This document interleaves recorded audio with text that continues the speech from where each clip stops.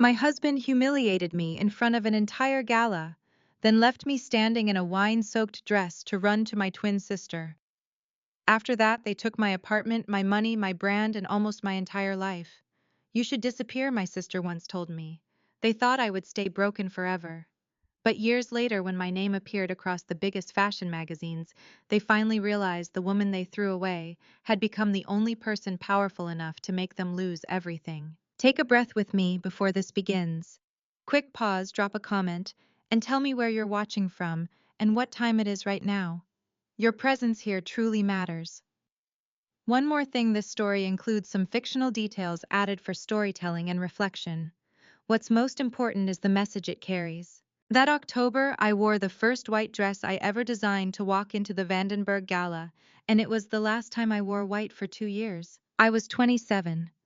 I had spent 8 months on the beading alone, threading each crystal by hand until the bodice caught light like cut diamonds. 400 guests filled the grand ballroom that night, old Manhattan money in tuxedos and silk crystal chandeliers refracting wealth across marble. My husband, Brent Caldwell, 38, and CEO of his family's capital firm, had insisted I wear something that represented the brand. I thought he meant House of Ashford, my jewelry atelier. I was wrong about what he was branding. The waiter appeared at 8 p.m. precisely. He carried a tray of Cabernet, navigating between tables with measured strides. I was adjusting my bracelet clasp when his foot caught, or appeared to catch, on nothing. The tray tilted. 6 glasses arced through air in perfect synchronization, drenching the front of my gown from neckline to hem. The ballroom went silent. Cabernet soaked through silk into the boned bodice I had constructed over 6 weekends. The scent of fermented grapes mixed with my perfume. Fracas, the jasmine heavy one Brent hated. I stood motionless, watching the waiter's face cycle through shock and horror with rehearsed timing. The stumble had been too precise. The wine arc too perfectly aimed at the centerpiece beating. I recognized choreography. Brent reached me in 4 strides, but instead of shielding me from 400 staring witnesses, he erupted. Do you have any idea what you've cost me tonight? His voice carried across 3 tables. This is a donor event, Cressida. I had not spilled the wine, but Brent's fury landed on me with the weight of public record. If you can't maintain basic competence in public, he continued, voice dropping to a worse register, I'll reconsider funding that studio space. I had spent 8 months on the beating alone. He knew that. What does it mean when a man you've shared a bed with for 4 years looks at you like damaged inventory in front of 400 witnesses? I stood there, wine pooling at my feet on Italian marble, and felt the room's attention like a physical thing, curious, pitying, hungry. The chandeliers blazed. Someone coughed. A woman 2 tables over reached for her phone. Then Desmond Harrington crossed the ballroom. I was 35, founder of Harrington Capital, the kind of man whose arrival shifted a room's gravity without announcement. He moved through the crowd with the economy of someone who had stopped asking permission years ago. He didn't look at Brent. He didn't acknowledge the waiter or spilled wine or 400 people pretending not to stare. He stopped directly in front of me and draped his tuxedo jacket over my shoulders. I have a car outside, he said, low calm, stating fact rather than offering rescue. His hand on my shoulder was steady. His eyes didn't search for permission from Brent or apology from me. He had positioned himself between my body and the staring crowd, creating a barrier with nothing but physical presence and certainty. I smelled like sandalwood and cedar. His jacket was still warm. Harrington. Brent's voice came from behind me, dismissive in the way only old money sounds polite. Appreciate the gesture, but we're fine here. Desmond didn't turn. He kept his eyes on mine and said nothing, leaving the choice where it belonged. I took his arm. We were halfway across the lobby when Brent's phone rang. The ringtone was Vivian's, my twin sister's contact, the one that played Chopin because she had chosen it, and Brent never argued with her about anything. He answered the speaker. Brent, I need you. Her voice came through breathless, urgent, riding hysteria's edge. There's been an accident, 5th and 68th, please come now. I had been listening to my twin sister perform emotion since we shared a womb. I knew the cadence of her genuine fear, the way her breath caught when she was actually hurt. This wasn't it. Her breathing was too rhythmic. Panic doesn't sound like that. Panic breaks. Brent didn't look at me. He snatched our shared car keys from my hand, the Audi fob I had been carrying in my clutch, and turned without a word. No apology, No explanation. No acknowledgement that he was abandoning me in a hotel lobby in a wine-soaked gown at 8:30 on a Friday night. "Get yourself home," he said over his shoulder, already moving toward the exit. I watched him disappear through the revolving doors and thought about geography. 5th and 68th was 2 blocks from the Marlowe, a boutique hotel where Brent held his undocumented late meetings. The ones that appeared on his calendar as donor relations, but never generated receipts. I locked that cadence away in my mind, the specific rhythm of Vivian's constructed fear, and said nothing to Desmond. Desmond summoned his private vehicle without asking questions. A black sedan appeared within 90 seconds. He opened the door. I climbed in his jacket, still draped over my shoulders, and gave the driver my address. We drove through Manhattan in silence. The city blurred past tinted windows, streetlights, and late-night pedestrians, an October cold pressing against glass. At a red light 2 blocks from my apartment, Desmond reached across the console and placed a bottle of water into my hands. Evian still cold. He kept his eyes on the road. I held the cold glass and watched the traffic lights cycle from red to green, thinking about voices that break under real fear and voices that perform it. About hotel addresses I wasn't supposed to notice. About 11 months of missing microtransactions from my business accounts that I'd been tracking in a private ledger Brent didn't know existed. By 2 in the morning, I would understand that tonight was not the beginning of my humiliation, it was the endpoint of something that had been running for far longer. Desmond's car dropped me at my building at 1:58. I took the elevator alone. At 2 o'clock in this morning, when I unlocked the door to our Upper East Side apartment, I knew instantly that something was wrong, not because of a sound, but because of the absolute violence of the silence. The entry light was on. The air smelled faintly of Brent's cologne Creed Aventus, which meant he had been here recently and left. I set my clutch on the credenza and walked through rooms that looked intact at first glance, but revealed their gutting upon examination. The living room bookshelves stood untouched, leather-bound first editions Brent had inherited from his father, philosophy texts I never saw him open. But the glass cabinet where I kept my grandmother's antique jewelry collection gaped empty. Every piece.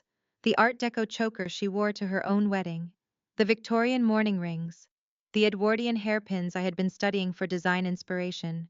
Gone. I moved to the bedroom. Brent's side of the walk-in closet had been cleared completely. Suits, shoes, the Italian leather bag he carried to the office stripped.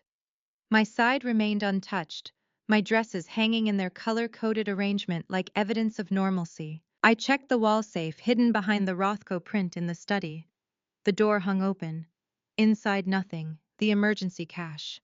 My passport. The external hard drive containing 5 years of design work and client contracts.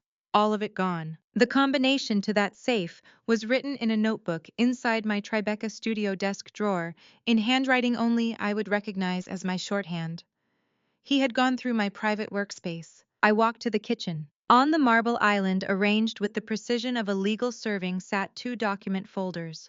One was labeled Petition for Dissolution of Marriage. The other was marked Post-Nuptial Asset Transfer Agreement. I opened the transfer agreement first. I read every line slowly, the way you read evidence, not divorce papers. The language was clean, professionally drafted. It transferred my entire intellectual property portfolio, all designs, trademarks, client lists, and future revenue streams, to Caldwell Capital Group, effective immediately. It transferred our co-owned Manhattan properties into Brent's sole name. It waived my claim to any marital assets accumulated during our 4-year marriage. The signature on the final page was mine, my slant, my loops, my pressure. Except I had never held the pen that touched this paper. Theft is not just absence.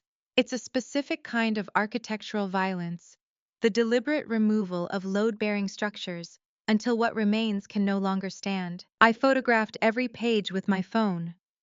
Then I sat on the kitchen floor with my back against the island and called Desmond. He answered on the first ring.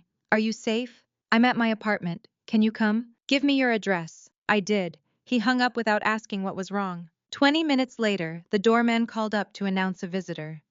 I let Desmond in without speaking. He wore the same tuxedo from the gala, minus the jacket I still had draped over a chair. He looked at my face, then at the documents spread across the island, and understood everything in the space of 3 seconds. I handed him the transfer agreement. He read it standing up, turning pages with the same methodical precision I had used. When he reached the signature page, he went very still. "He forged my signature," I said. "The notary stamp is real. How is that possible?" "Because he paid someone," Desmond said quietly.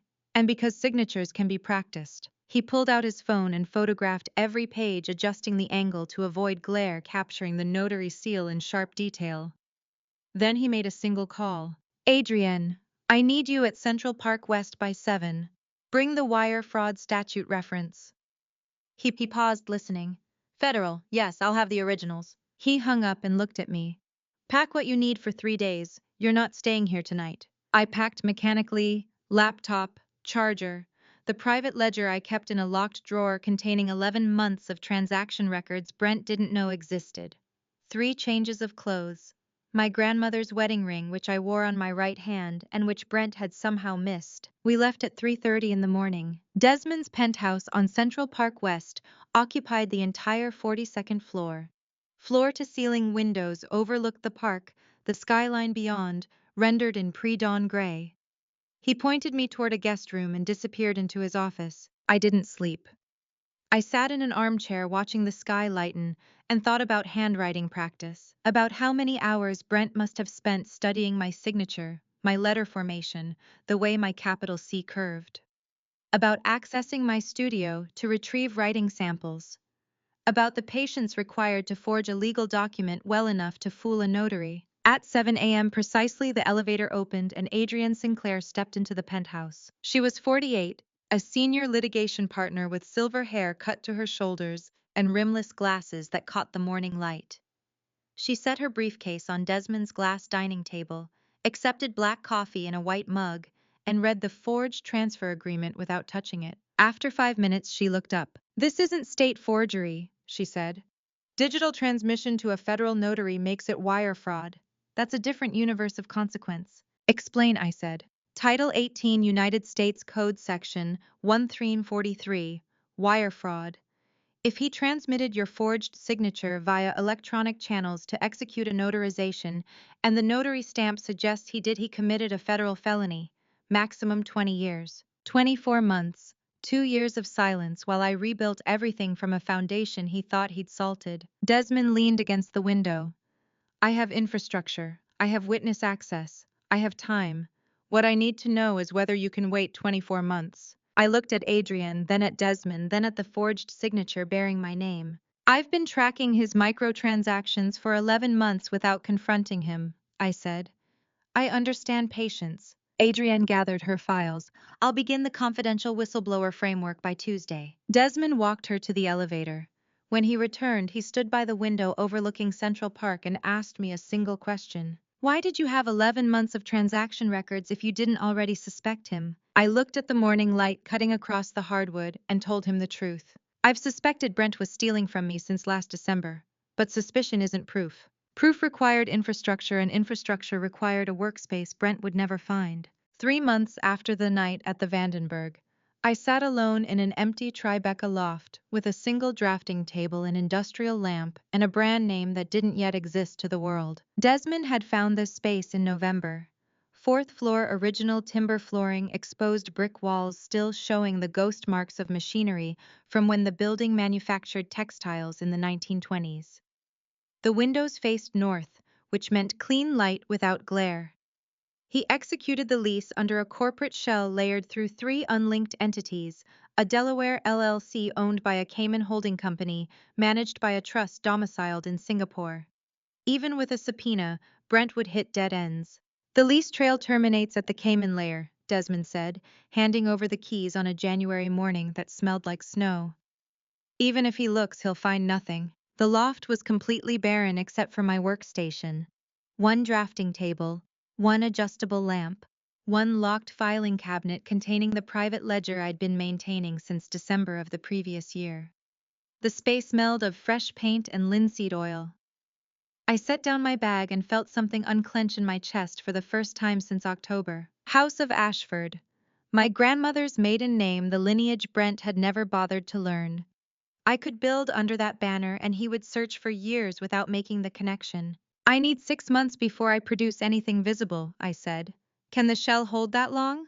It can hold indefinitely. I believed him. Adrienne arrived that afternoon carrying a leather portfolio and a laptop encrypted with the kind of security clearance that suggested federal work.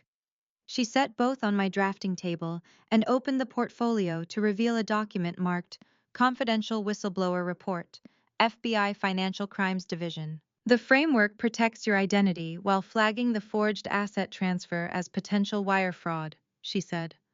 Once I submit this electronically, the FBI has 30 days to respond. It's out of our hands until they make contact. What if they don't see it as priority? I asked. Adrienne looked at me over her rimless glasses. Wire fraud involving notarized documents is always priority. The question is timing. She opened the laptop, navigated to an encrypted portal that required 3 separate authentication steps, and uploaded the report. I watched the progress bar inch across the screen. 12 megabytes of documentation, including scanned images of the forged signature, the notary seal, the digital transmission metadata Desmond's team had extracted from Brent's email server. The upload completed at 3:47 p.m. Submission confirmed, Adrienne said quietly.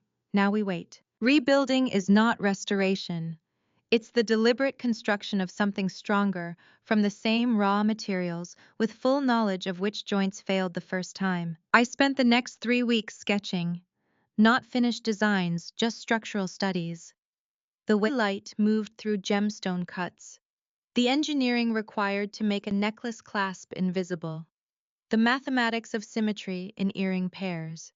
I worked alone in the loft from dawn until the winter light failed, then walked home through streets that no longer felt like Brent's territory. On the 22nd day, the loft buzzer rang at 4 in the afternoon. I wasn't expecting anyone. Desmond had a key. Adrienne always called first. I activated the security camera Desmond had installed and saw a woman in a charcoal suit standing at the street entrance holding federal credentials up to the lens. I buzzed her up. Special Agent Simone Redmond, from the FBI's Financial Crimes Division, was 42, with dark hair pulled into a bun and the kind of posture that came from years of courtroom testimony. She introduced herself at my door, showed me her badge, and asked if she could see the forged document. I handed her the transfer agreement. She studied it for 30 seconds without touching it, then looked up. We've been monitoring Brent Caldwell for 14 months on an unrelated securities matter, she said. You just gave us the structural anchor we needed to expand the indictment. I felt something shift in my chest. 14 months, you already knew he was running fraud. Knowing and proving are different architectures, Simone said. She set down the document and pulled out a tablet. The securities matter involves offshore structures, shell entities, investor misrepresentation. Complex but circumstantial. Your forged signature is direct evidence of criminal intent. It unifies multiple threads into a single prosecutable narrative. She showed me a diagram on the tablet, a network map of corporate entities, bank accounts, wire transfers spanning 3 countries. Brent's name appeared at 17 different nodes. My stolen assets appeared at 4. We need 18 months to map all the accounts, Simone said. Can you wait? 18 months sounds like eternity when you count it in days. But when you're building a federal case against a man who forged your signature to steal your life's work, 18 months is just the time required for concrete to cure. I've been waiting for 11 months just to see the pattern, I said. 18 months is nothing. Simone nodded once. Then she asked a question that rewired my understanding of evidence. Do you have samples of your actual signature, pristine, unforged, dated before the theft? I walked to my drafting table and opened the bottom drawer. Inside were design contracts spanning 8 years each, bearing my authentic signature with timestamps and witness notarizations. Client agreements from my early freelance days. Licensing deals. Gallery consignment forms.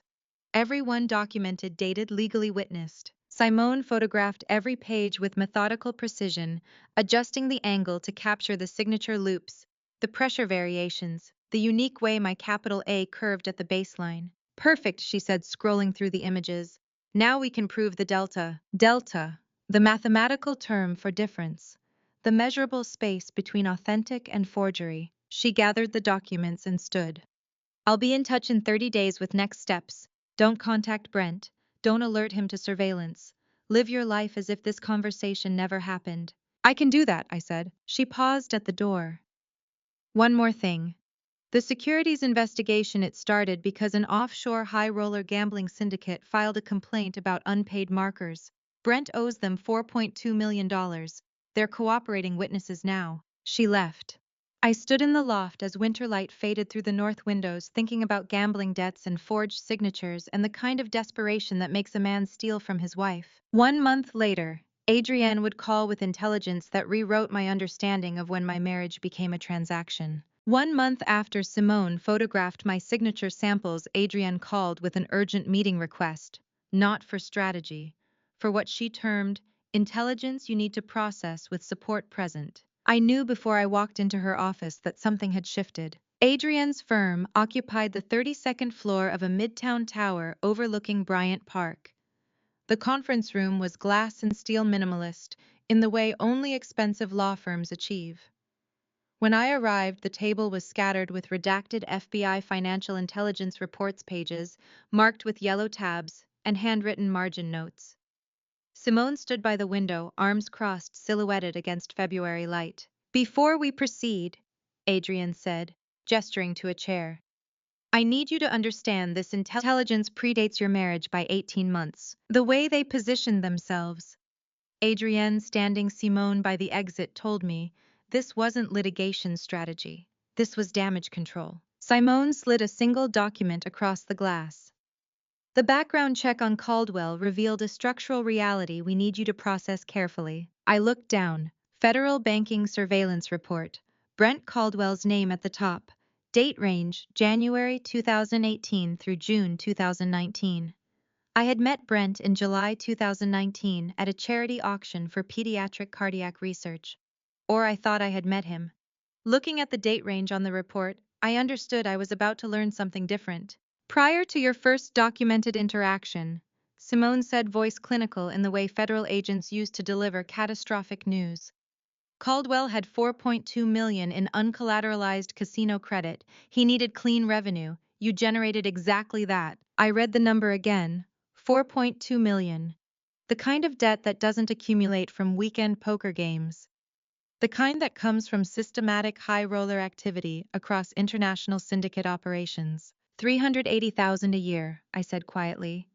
That's what my firm was clearing when we met. Precisely, Adrienne said.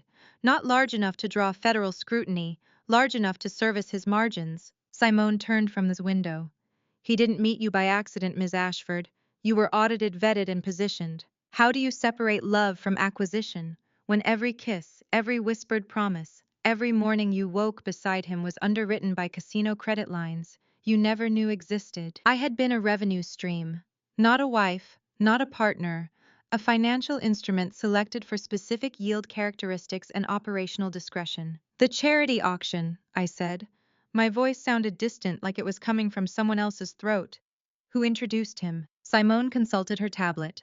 Event records show Caldwell purchased a table through a corporate sponsor, Meridian Holdings, a shell entity we've since traced to the same Cayman structure hiding your loft lease. Different beneficial owner, same registered agent. He bought access, I said. He bought introduction, Adrienne corrected, to a designer with clean books, consistent revenue, minimal debt, and... She paused, choosing words carefully. A professional reputation that would enhance rather than compromise his social standing. I thought about the night we met. The way he'd appeared at my display table asking intelligent questions about the provenance of vintage Art Deco settings. The way he'd listened when I explained the engineering behind invisible clasps. The way he'd asked for my card with what I'd interpreted as genuine interest. All of it audition, all of it acquisition. Simone placed another document on the table. Wire transfer receipt. The header read, Maldives Bank International. Destination International Gaming and Casino Holdings. Transaction date, March 14, 2020. This wire originated from Maldives, Simone said. Destination Macau Casino Credit Line. Date the week you accepted his proposal. I stared at the date. March 14, 2020. We had been in Maldives for vacation. 7 nights at a resort overlooking the Indian Ocean.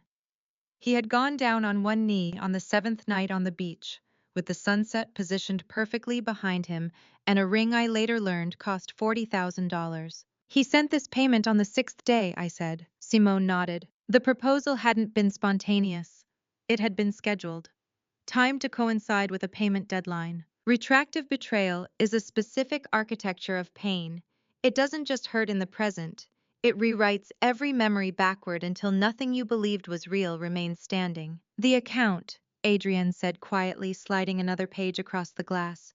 It was opened jointly, both names, which means someone co-signed the setup before you were ever shown the paperwork.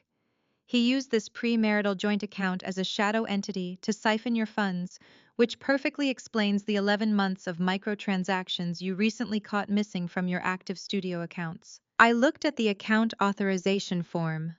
My name, Brent's name. A third signature line marked Authorized Representative, partially redacted by FBI black marker. The visible letters read, VHF4. Vivian Ashford. Simone stayed silent. She didn't need to confirm what the redaction showed. My twin sister had signing authority on financial accounts I'd never opened during a period when I believed she and Brent barely knew each other. I thought about the night at the Vandenberg, the wine-soaked dress, Vivian's phone call about the fake accident, the precision of her breathing, the performance I'd recognized because I'd heard her rehearse emotion since we shared a womb. How long had they been working together? How many years of my marriage had been theater? When was the account opened, I asked. Simone checked her tablet. February 2020, 6 weeks before the Maldives trip. 6 weeks before he proposed.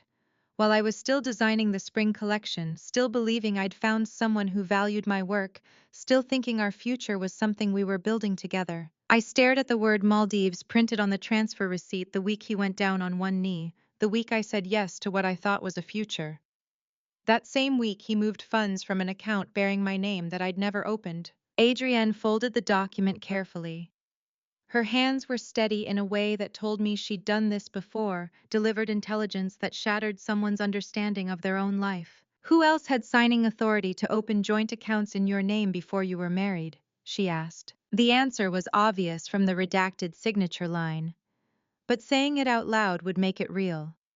Would it transform my twin sister from enabler into architect? I stared at the word Maldives printed on the transfer receipt the week he went down on one knee, the week I said yes to what I thought was a future. That same week he moved funds from an account bearing my name that I'd never opened. I didn't need April to tell me what kind of man does that. The dossier would only confirm what the receipt already proved.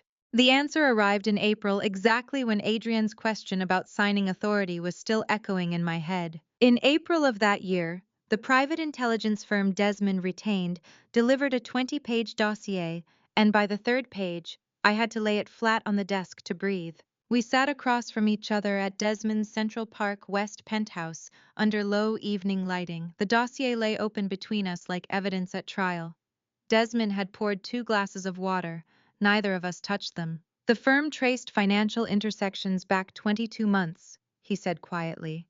Vivian and Brent were structurally linked before you ever heard his name. I turned to page 1. Bank records. A wire transfer from an account registered to Vivian Ashford to an entity called Meridian Capital Services. Date, January 2018. 18 months before the charity auction where Brent and I supposedly met for the first time. Page 2 showed hotel receipts. The Peninsula, Hong Kong. 2 rooms adjoining suites registered under corporate accounts, but cross-referenced through payment card numbers. Vivian's Amex. Brent's corporate Visa. March 2018. Page 3 detailed shared investment vehicles. A Delaware LLC with both their names buried 3 layers deep in the beneficial ownership structure. Incorporation date May 2018. 18 months. A year and a half of dinner strategy sessions rehearsals I was never meant to see. They knew each other before the auction, I said. My voice sounded mechanical. You're certain? I'm not certain, Desmond said. I have receipts. I turned to page 7. Charity auction records. The Pediatric Cardiac Research Gala, July 2019. Table assignments. Donor purchase records. And they're highlighted in yellow table 4. Vivian M. Ashford, $12,000 purchase custom seating arrangement submitted. I scanned down to the seating chart. Table 4 had 12 seats. Vivian had purchased all of them. The attached notation from the event coordinator read, Special seating request, proximity placement per donor instruction. Caldwell. B positioned seat 7. Ashford. C non-donor guest positioned seat 4. 3 seats apart. Close enough to seem accidental, far enough to require deliberate conversation to bridge the gap. $12,000 to engineer an introduction, I said. Desmond leaned forward. She didn't just facilitate the meeting, she designed the geometry of the room. How do you measure the depth of a betrayal executed by someone who shared your first breath, who knows the exact architecture of every vulnerability you carry, who learned to weaponize your trust before either of you could speak? I had thought that night was chance, serendipity, the kind of story you tell at dinner parties about how you met your husband. Brent had asked me about the Art Deco brooch I was wearing, my grandmother's, the one I later learned he'd researched in advance because Vivian had shown him photographs. I'd thought his interest was genuine.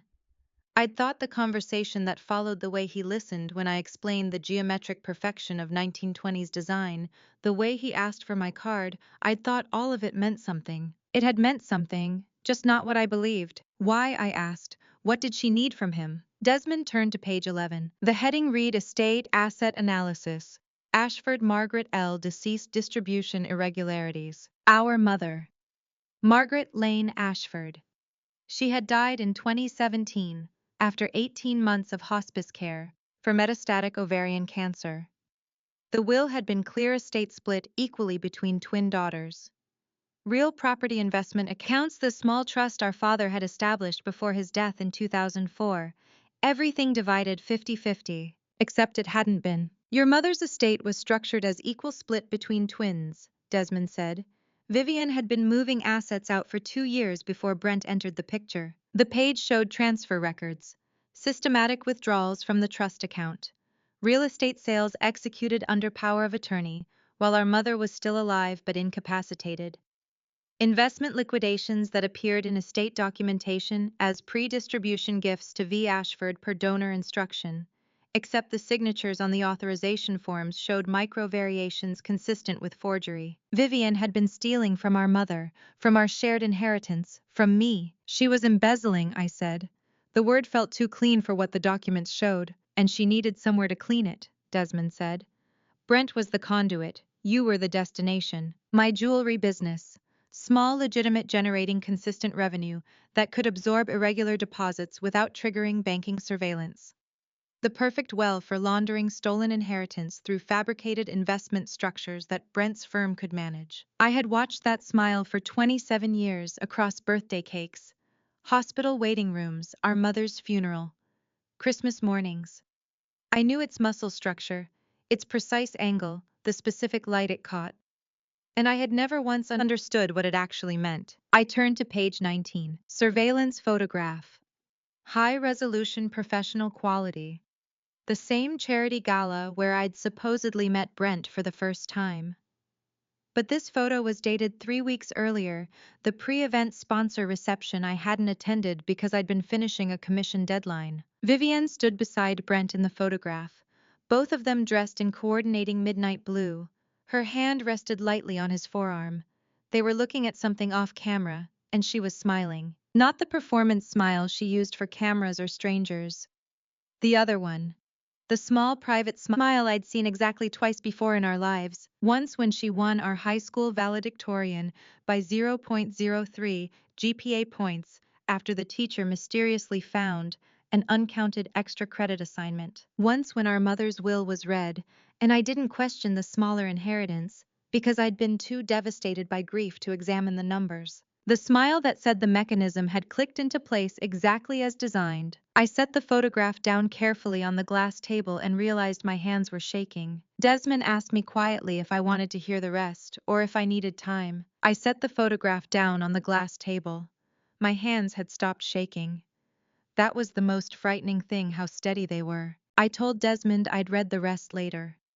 There was work to do, and grief was a luxury I couldn't afford during operational hours. By December, the first winter frost had patterned the glass of the Tribeca studio, and that night marked the private exhibition of House of Ashford before 40 people who had no idea who I was. The gallery occupied a converted warehouse 2 blocks from my loft, selected by Desmond for its discretion and its soundproofed walls.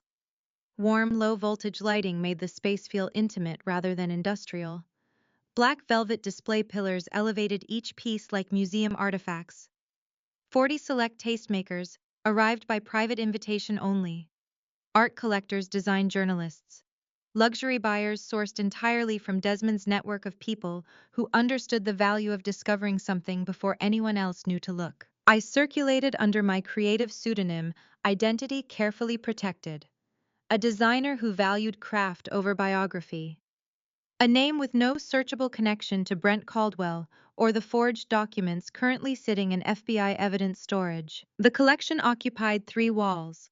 14 bespoke pieces designed over 8 months of silence in the loft, each one conceived while federal case files accumulated on my drafting table. Necklaces engineered to distribute weight invisibly. Earrings that caught light from angles most designers never calculated. Rings constructed with internal mechanisms that transformed simple bands into architectural statements. None of the 40 strangers studying my work knew the quiet fury embedded in every setting, the precision required to design beauty while building a federal case, the specific discipline of creating art while your marriage dissolved into evidence. Desmond stood beside me near the east wall holding champagne he wouldn't drink.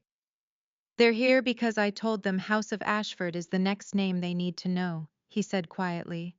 "They'll stay because the work proves it." A gallery attendant approached young woman with a clipboard and the kind of professional poise that comes from managing wealthy egos. "The Vogue senior editor would like a moment if the designer is available." I followed her to the north wall, where a woman in her 50s with silver hair and perfect tailoring stood, examining a platinum cuff bracelet embedded with raw sapphires. 6 pages, the editor said without preamble. "Exclusive interview with the designer. We want the origin story of House of Ashford. Where did this voice come from?" I smiled the way I'd practiced, warm but deflecting. "The work speaks. The designer prefers to remain focused on craft, not biography." She studied me for 3 seconds, then nodded. "The mystique works, but when you're ready to tell the story, we publish first." Success built in silence has a specific architecture. It doesn't announce itself with press releases or social media campaigns. It accumulates molecule by molecule until the structure is weight-bearing, and only then does it allow itself to be seen. By 9 p.m., 12 of the 14 pieces had been acquired. Buyers paying asking price without negotiation. Some purchasing sight unseen based solely on Desmond's recommendation, and 30 seconds examining the craftsmanship. The gallery director placed small red acquisition dots beside each sold work, and I watched my professional resurrection documented in crimson. Desmond found me near the champagne station. 12 pieces in an hour. At your price points, you've rebuilt what he tried to erase. I looked across the gallery at the 2 remaining works. A pair of earrings designed around conflict-free Mozambique rubies priced at 48,000. And the centerpiece, the crown jewel of the entire collection, the verdict. A choker, constructed from a single flawless white diamond. 16 carats cut in a proprietary geometric pattern I'd developed specifically for this piece. The setting was platinum engineered to make the stone appear suspended against the wearer's throat with no visible support structure. Stark, uncompromising, absolute clarity with zero ornamentation. $340,000. It remained on its black velvet pillar, untouched, while guests circulated past with appreciative murmurs, but no one reaching for acquisition cards. Then I noticed the woman in the corner. Brunette, late 40s, wearing a charcoal silk suit that suggested serious money without announcing it. She stood entirely alone, studying the verdict with the kind of focus that suggested she was reading something beyond the design. 15 minutes passed. She didn't move, didn't consult the printed description, just stood there decoding a language only she could read. At 9:45, she approached the acquisition desk. I watched from across the gallery as the director processed the transaction. No negotiation, no questions about provenance or certification. Just a brief conversation, a business card exchanged, and confirmation of wire transfer details. The director placed the final red dot beside the verdict's placard. Sold. I slipped the card into my silk pocket and felt its weight against my hip through the rest of the evening, heavier than cardstock should be carrying information I didn't yet know how to decode but understood was deliberate. The brunette woman left without approaching me. No congratulations to the designer. No request for provenance documentation. She simply collected her acquisition receipt, nodded once to the director, and departed into December cold. 10 minutes later, the gallery director found me near the west wall. "The woman who acquired the verdict," she said, handing me a heavy cream cardstock. "She left this for you specifically. Said to deliver it after she'd gone." I turned the card over. 4 words in elegant script, no signature, no return address, no explanation. "I know your husband." Desmond read it over my shoulder. "She bought your most expensive piece and left intelligence. This wasn't about jewelry." I looked at the empty pedestal where the verdict had rested all evening. $340,000. A third of a million to deliver a message she could have sent for the price of postage. Whoever she was, she understood the value of buying credibility before asking to be heard. I shook hands at the appropriate intervals for the rest of the evening, smiled when gallery protocol required it, and played the part of the anonymous designer who had just sold $300,000 of work in a single night. But when the gallery cleared and Desmond locked the door behind the final guest, I stood before the empty pedestal and pulled the heavy card from my pocket. 4 words in elegant script. No explanation, no contact information, just the certainty that somewhere in Manhattan, a woman I'd never met had paid a third of $1 million to deliver a single message. I slipped the card into my silk pocket and felt its weight against my hip for the rest of the evening. 4 words in elegant script, $340,000 spent to deliver them. I didn't know her name yet, but I understood the grammar of her message perfectly. The mysterious buyer's card stayed in my desk drawer through winter and spring. I didn't know her identity yet, but I understood patience. In August of the following year, Desmond arrived at my West Village brownstone at 7 in the evening, holding an ivory envelope whose penmanship I recognized from 20 feet away. Vivienne's calligraphy, the specific flourish on capital letters she'd perfected in high school when she decided beautiful handwriting was a competitive advantage. Desmond handed it to me without commentary in my small living room. We'd moved past needing to explain significance with words. The envelope itself told the story. Heavy stock, formal addressing, hand-delivered through channels that suggested ceremony. I looked at the front. Cressida Caldwell. My defunct married name. Not the legal name I'd restored 20 months ago. Not my House of Ashford identity. The name I'd stopped using the morning I walked into Adrienne's office and filed the restoration paperwork. "It arrived at your old Upper East Side address," Desmond said. "The doorman forwarded it through my office." I turned the envelope over, studying the wax seal pressed into cream paper. Monogram B&V intertwined.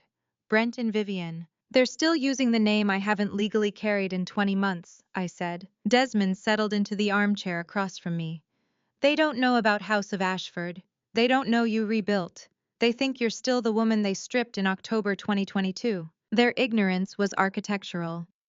22 months of my resurrection.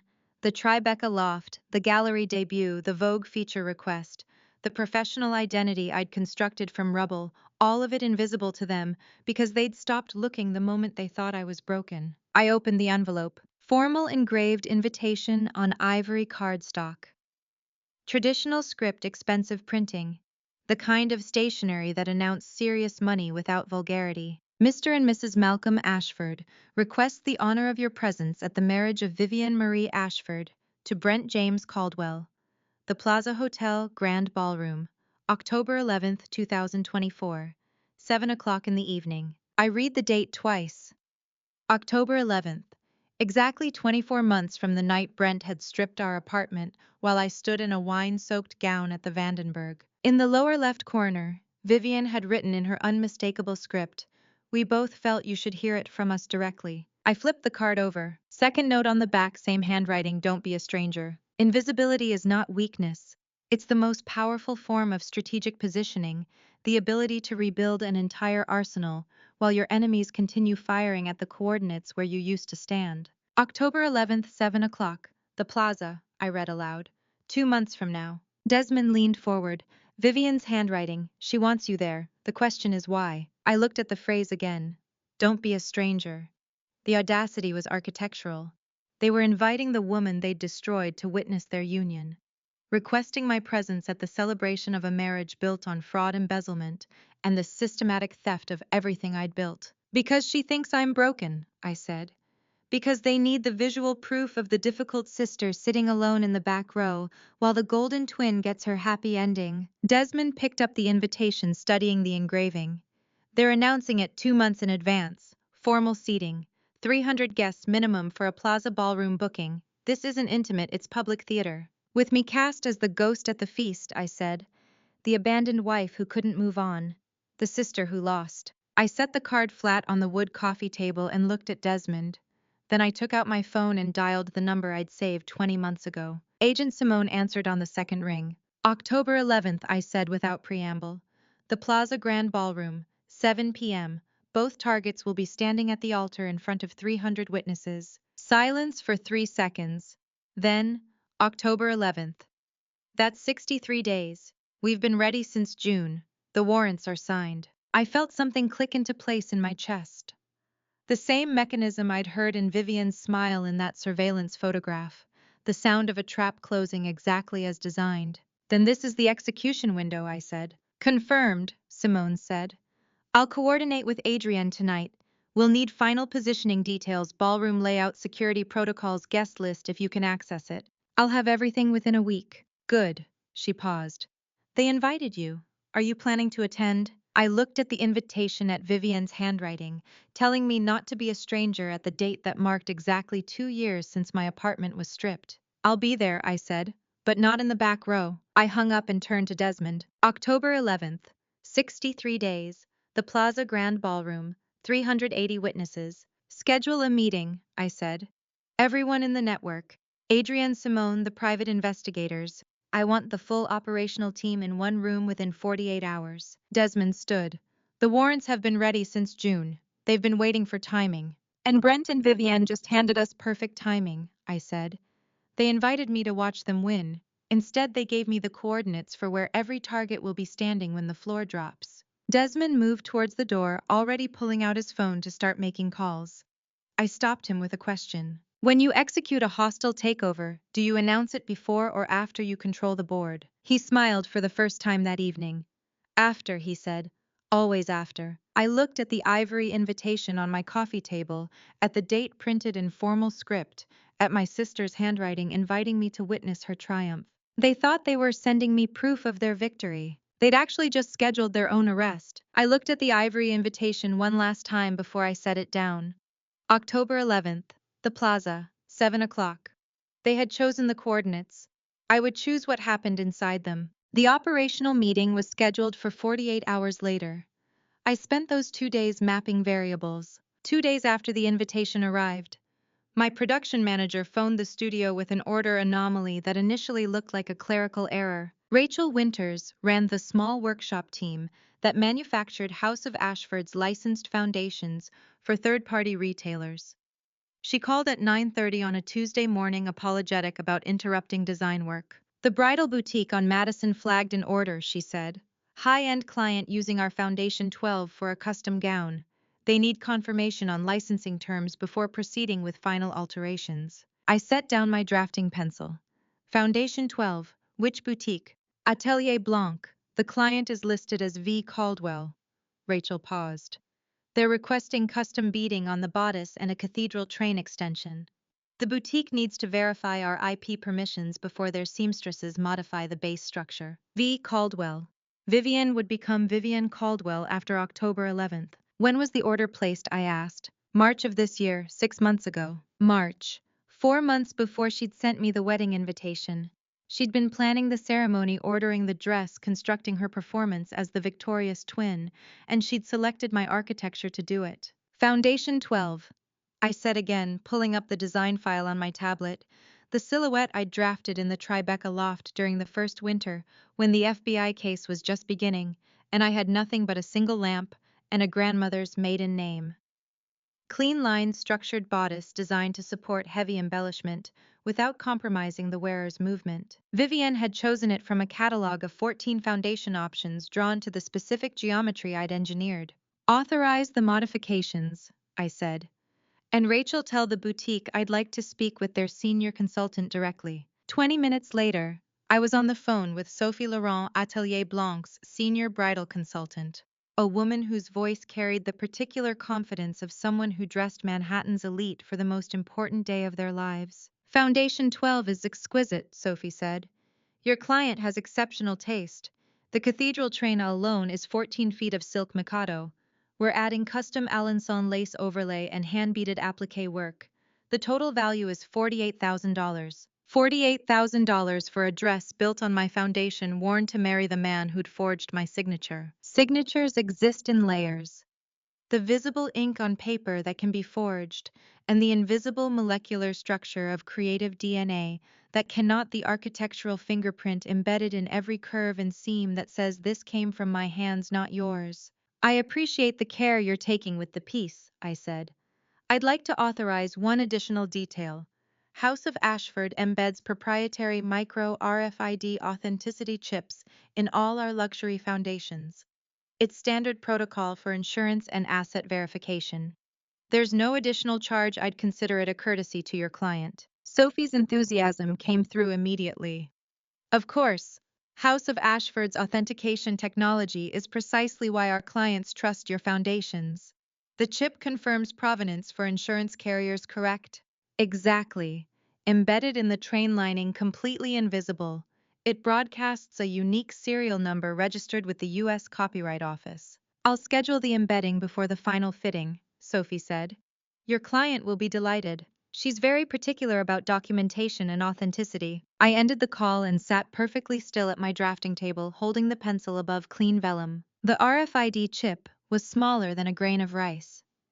Embedded in the silk train lining during construction, sewn between layers of fabric where no one would ever see it or feel it against skin. It would broadcast serial number CAS F12 2323047, registered to House of Ashford in the Federal Copyright Database, linked to design patents I'd filed in my grandmother's maiden name. Public record, irrefutable, traceable. On October 11th, Vivian would walk down the plaza aisle in 14 feet of silk train, every step pinging the receiver application on my tablet. My twin sister would wear my literal intellectual signature as an invisible collar while marrying the man who'd forged that same signature to steal everything I'd built. Some mechanisms operate best when they are entirely silent. The trap that announces itself loses half its force. But the trap that looks like luxury, like prestige, like the bride's own impeccable taste, closes with absolute precision. I pulled out my phone and composed an encrypted text to Agent Simone. Embedded authentication confirmed. Target will be wearing trackable federal IP on processional. Her response came back within 90 seconds. Serial number SAS F1 2023047. Registered March 2023. Federal copyright on file. Perfect. Adds IP theft to the indictment framework.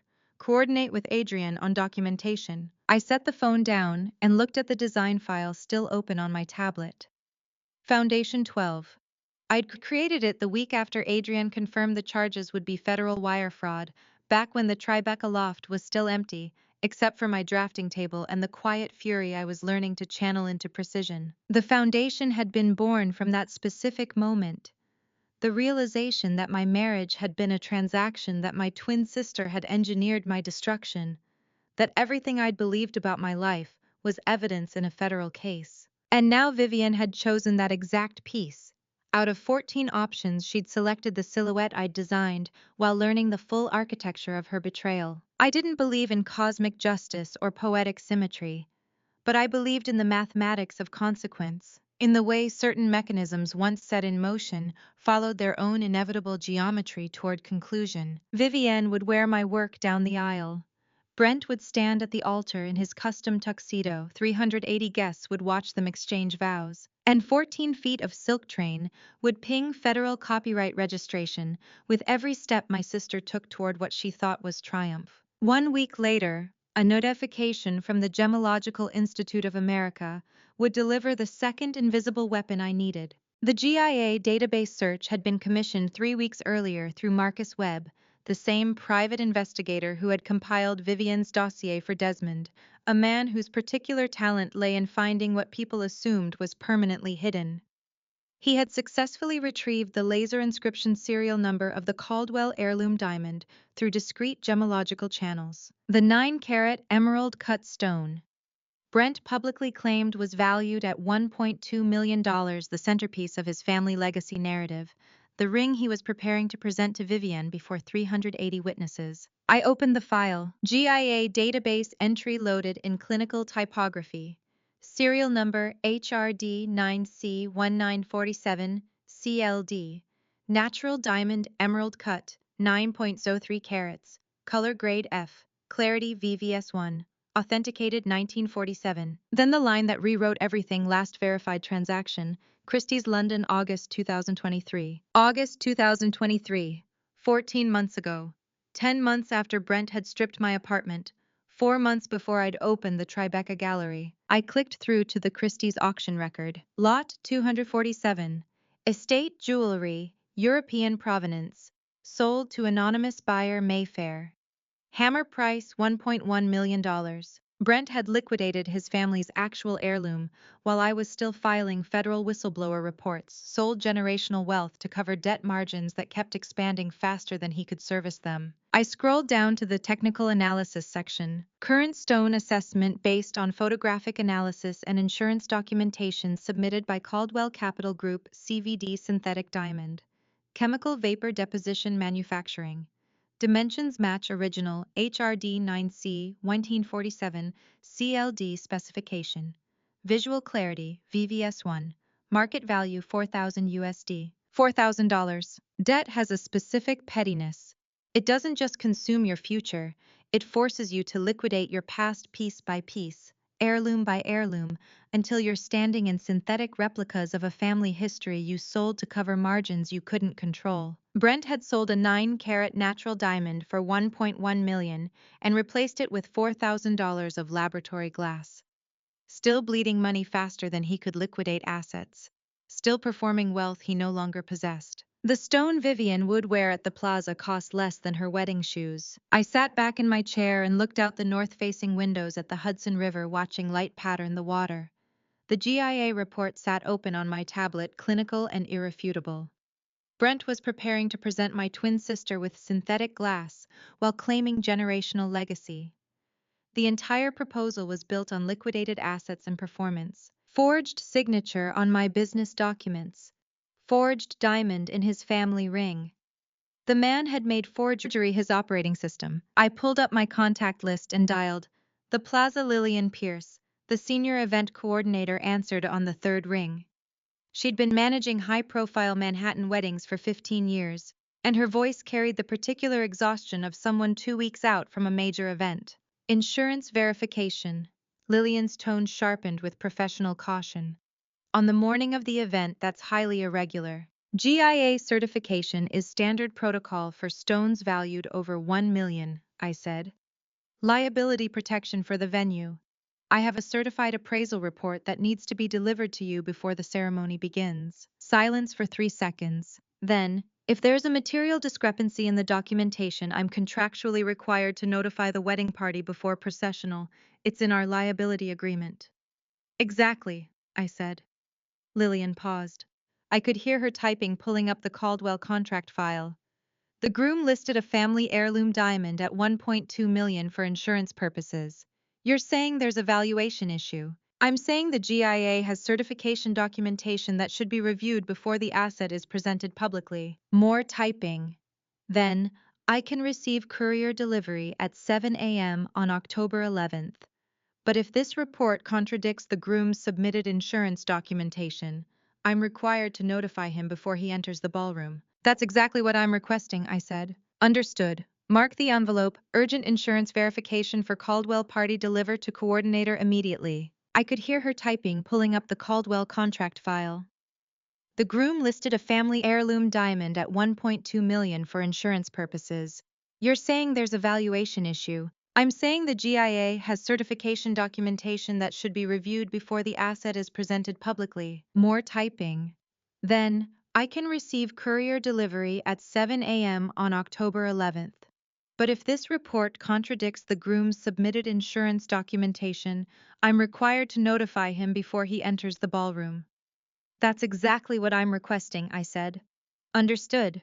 Mark the envelope, urgent insurance verification for Caldwell party, deliver to coordinator immediately. I thanked her and ended the call. 1.2 million claimed, 4,000 actual, the arithmetic of desperation. Brent would arrive at the plaza on the morning of October 11th, expecting to present a family heirloom to my sister before society's elite.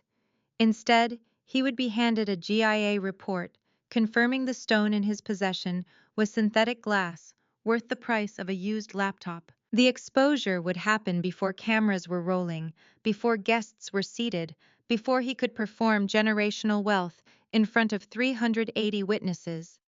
Lillian was required by contract to notify him the moment she read the discrepancy. I could see it unfolding. Brent in his tuxedo standing in the plaza's private preparation suite, reading clinical GIA typography that destroyed his final performance. Learning that even his family's legacy had been liquidated to service casino debt. Realizing the proposal he'd choreographed was built on $4,000 laboratory glass. I closed the GIA report and sat in the darkening loft watching the city lights pattern the exposed brick. Brent had sold his family's history to offshore casino syndicates, replaced a 9-carat emerald-cut heirloom with laboratory glass, and was preparing to present that synthetic stone to my twin sister while performing generational legacy he no longer possessed. The irony was architectural. He had forged my signature to steal my business, and now he was forging his own family's wealth to maintain the facade. But there was one more piece I needed before the board was complete, and 10 days later, Desmond would reveal exactly how thoroughly he'd dismantled Brent's institutional leverage. Desmond's institutional dismantling would arrive 10 days later. But first we gathered the team. 3 weeks before the wedding, on a rainy Monday evening, we sat in Desmond's executive conference room long after his staff had gone home, and for the first time the entire operation lay before us, like a map of an impending invasion. The boardroom occupied the 47th floor of Harrington Capital's Midtown Tower. Floor-to-ceiling windows framed Manhattan's glittering grid rain, streaking the glass in patterns that caught the streetlights below. Low-voltage lighting made the polished conference table look like obsidian. Spread across its surface, architectural floor plans of the plaza's grand ballroom, federal warrant documentation, timeline spreadsheets, communication protocols. 4 people, 4 distinct roles. 2 years of architectural patience converging on single coordinates, October 11th, 7:00 p.m. The plaza. Desmond laid out the final floor plan, smoothing the blueprint with both hands. 380 confirmed guests. 14 tables arranged in semicircular tiers. 1 long head table on the dais. Cressida is assigned table 3, 12 paces from the center point. I looked at the red marker indicating my position. Table 3, third tier, direct sightline to the altar, close enough to be seen, far enough to be strategic. Simone Redmond stood at the window, arms crossed, silhouetted against the rain-streaked glass. 6 plainclothes agents positioned at perimeter exits. Warrants are signed, sealed, countersigned by Magistrate Judge Harrison as of Friday. We're operationally green. Adrienne Sinclair sat across from me, rimless glasses catching the low light. Civil conversion lawsuit, electronically filed, to coincide with arrest execution. Asset attachment freezes go live the moment federal custody begins. Every account, every property, every corporate vehicle frozen simultaneously. I studied the floor plan. The geometry was precise. Processional route marked in blue. Altar position marked with an X. Emergency exits highlighted in yellow. Agent positions marked with small red dots at strategic intervals. Planning revenge is architectural work. You don't simply demolish the structure your enemies built. You calculate load-bearing walls, identify structural weaknesses, position charges with such precision that when you trigger the sequence, the collapse is absolute and the rubble falls exactly where you intended. The audio recordings, Simone said, turning from the window. All 14 files from Terence Gallagher are formally marked as verified admissible evidence. Crime fraud exception strips attorney-client privilege. The hotel room recording from October 2022, Vivian directing the wine attack, that's Exhibit A7, 44 minutes of premeditation. I remembered that night, the wine-soaked dress, Brent's public humiliation, Vivian's phone call about the fake accident. And somewhere in a hotel room I hadn't known existed audio equipment capturing my sister, orchestrating every detail. The federal criminal case runs parallel to civil recovery. Adrian continued sliding a document across the table. Intellectual property theft, fraudulent asset transfer, unjust enrichment. We're targeting identical assets. The federal forfeiture will freeze.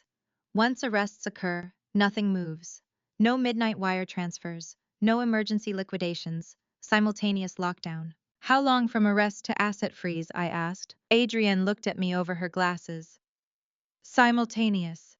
The filings are pre-logged in the court system. Execution is automatic.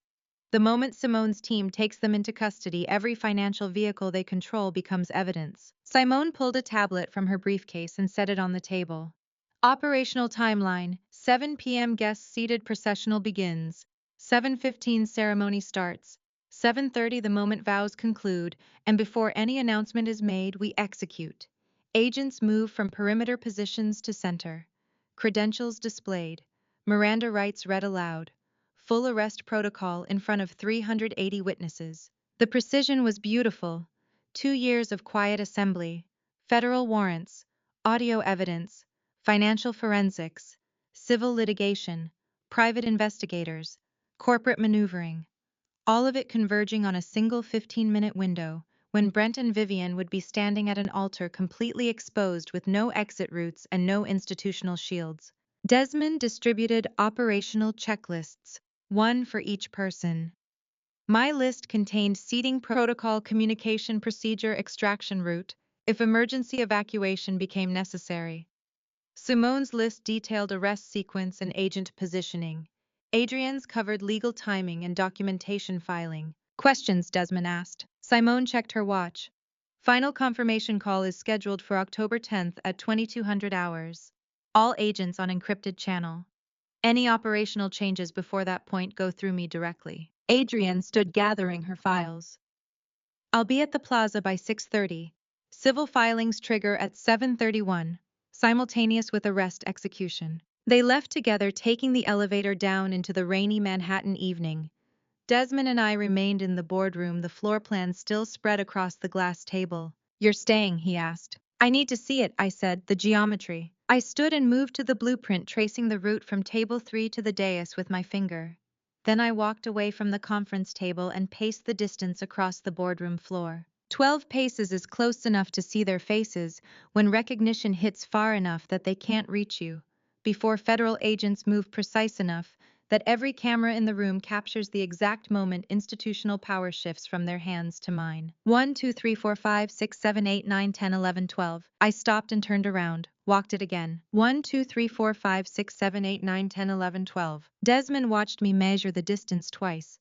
You don't leave distances to chance. Distances are the only thing you can control in a room that volatile, I said. I stood at the window, overlooking the city rain, streaking the glass in patterns that caught the streetlights 47 floors below. Desmond gathered the floor plans and asked if I needed anything else tonight. I looked at the blueprint one more time.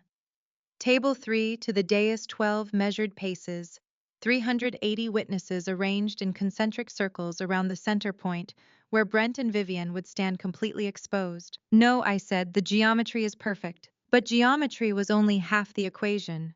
10 days later, Desmond would reveal the institutional weapon that would strip Brent of every corporate shield he'd ever hidden behind. The institutional weapon arrived exactly when Desmond had promised, but not in the form I'd expected. 10 days before the wedding. Desmond sat across from me after dinner and laid bare what he had quietly spent the last quarter executing on the floor of the exchange without my knowledge. We were in my West Village brownstone kitchen. October 1st evening light fading through the windows. Empty plates between us. On the small wood table, remnants of the meal he'd cooked, pasta with olive oil and garlic. Nothing elaborate, just the kind of food you make when the conversation matters more than the menu. He spoke in the same measured tone he'd used 2 years ago when handing me the water bottle in his car. No performance, no dramatic reveal, just structural fact delivered in the voice of someone reporting market data. There's something I need to tell you before Saturday, he said. Something that changes the institutional landscape of what happens at the plaza. I set down my fork. The warrants are signed. The evidence is admissible.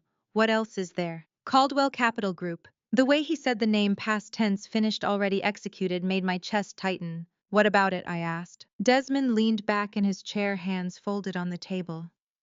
Harrington Capital completed a multi-layered acquisition of 80.3% of Caldwell Capital Group's outstanding debt and preferred equity. 17 shell entities across 4 jurisdictions. Every transaction SEC compliant, fully documented, completely legal. I stared at him. 80.3%. That wasn't a stake. That was control. That was ownership. That was the ability to appoint boards, force votes, dissolve partnerships, restructure debt, shut down operations. When I asked, the acquisition took 21 months. I started in January 2023. January 2023. The month I'd opened the Tribeca loft.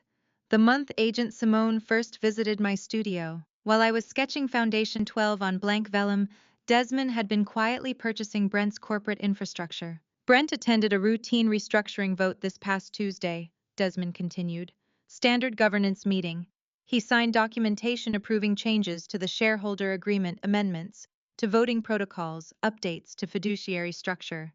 He didn't read the fine print. The changes transferred operational control to my proxies. He doesn't know, I said. Schedule 13D filing window is 10 days from signature, Desmond said. The disclosure goes public Saturday, October 5th. That's when he finds out. Saturday, 5 days before the wedding, the day of the rehearsal dinner. He'll be standing at the rehearsal dinner when he discovers he no longer controls his own firm, I said. What is institutional power, if not the quiet accumulation of leverage points executed so gradually that the target doesn't notice the floor disappearing beneath their feet until they're already falling through empty air? By the time the disclosure hits, Desmond said, the board votes will have already transferred, the debt covenants will have restructured, the operating agreements will reflect new control architecture. He can challenge it, he will challenge it, but corporate governance doesn't reverse on emotion. It reverses on documentation. And I have every signature, every filing, every SEC submission in perfect order. I looked at him across the table. This man had moved 80% of my enemy's corporate empire under his control while I'd been adjusting sketches for the Metropolitan Museum collection. No announcement. No victory lap. Just quiet accumulation of structural power executed across 18 months. Does he know it was you? I asked. The shells are layered, Desmond said. Delaware LLCs owned by Cayman trusts, managed by Singapore holding companies. He'll know Saturday when the consolidated disclosure shows Harrington Capital as beneficial owner. By then the transfers will be complete. He stood and began gathering plates, moving to the sink. Water ran.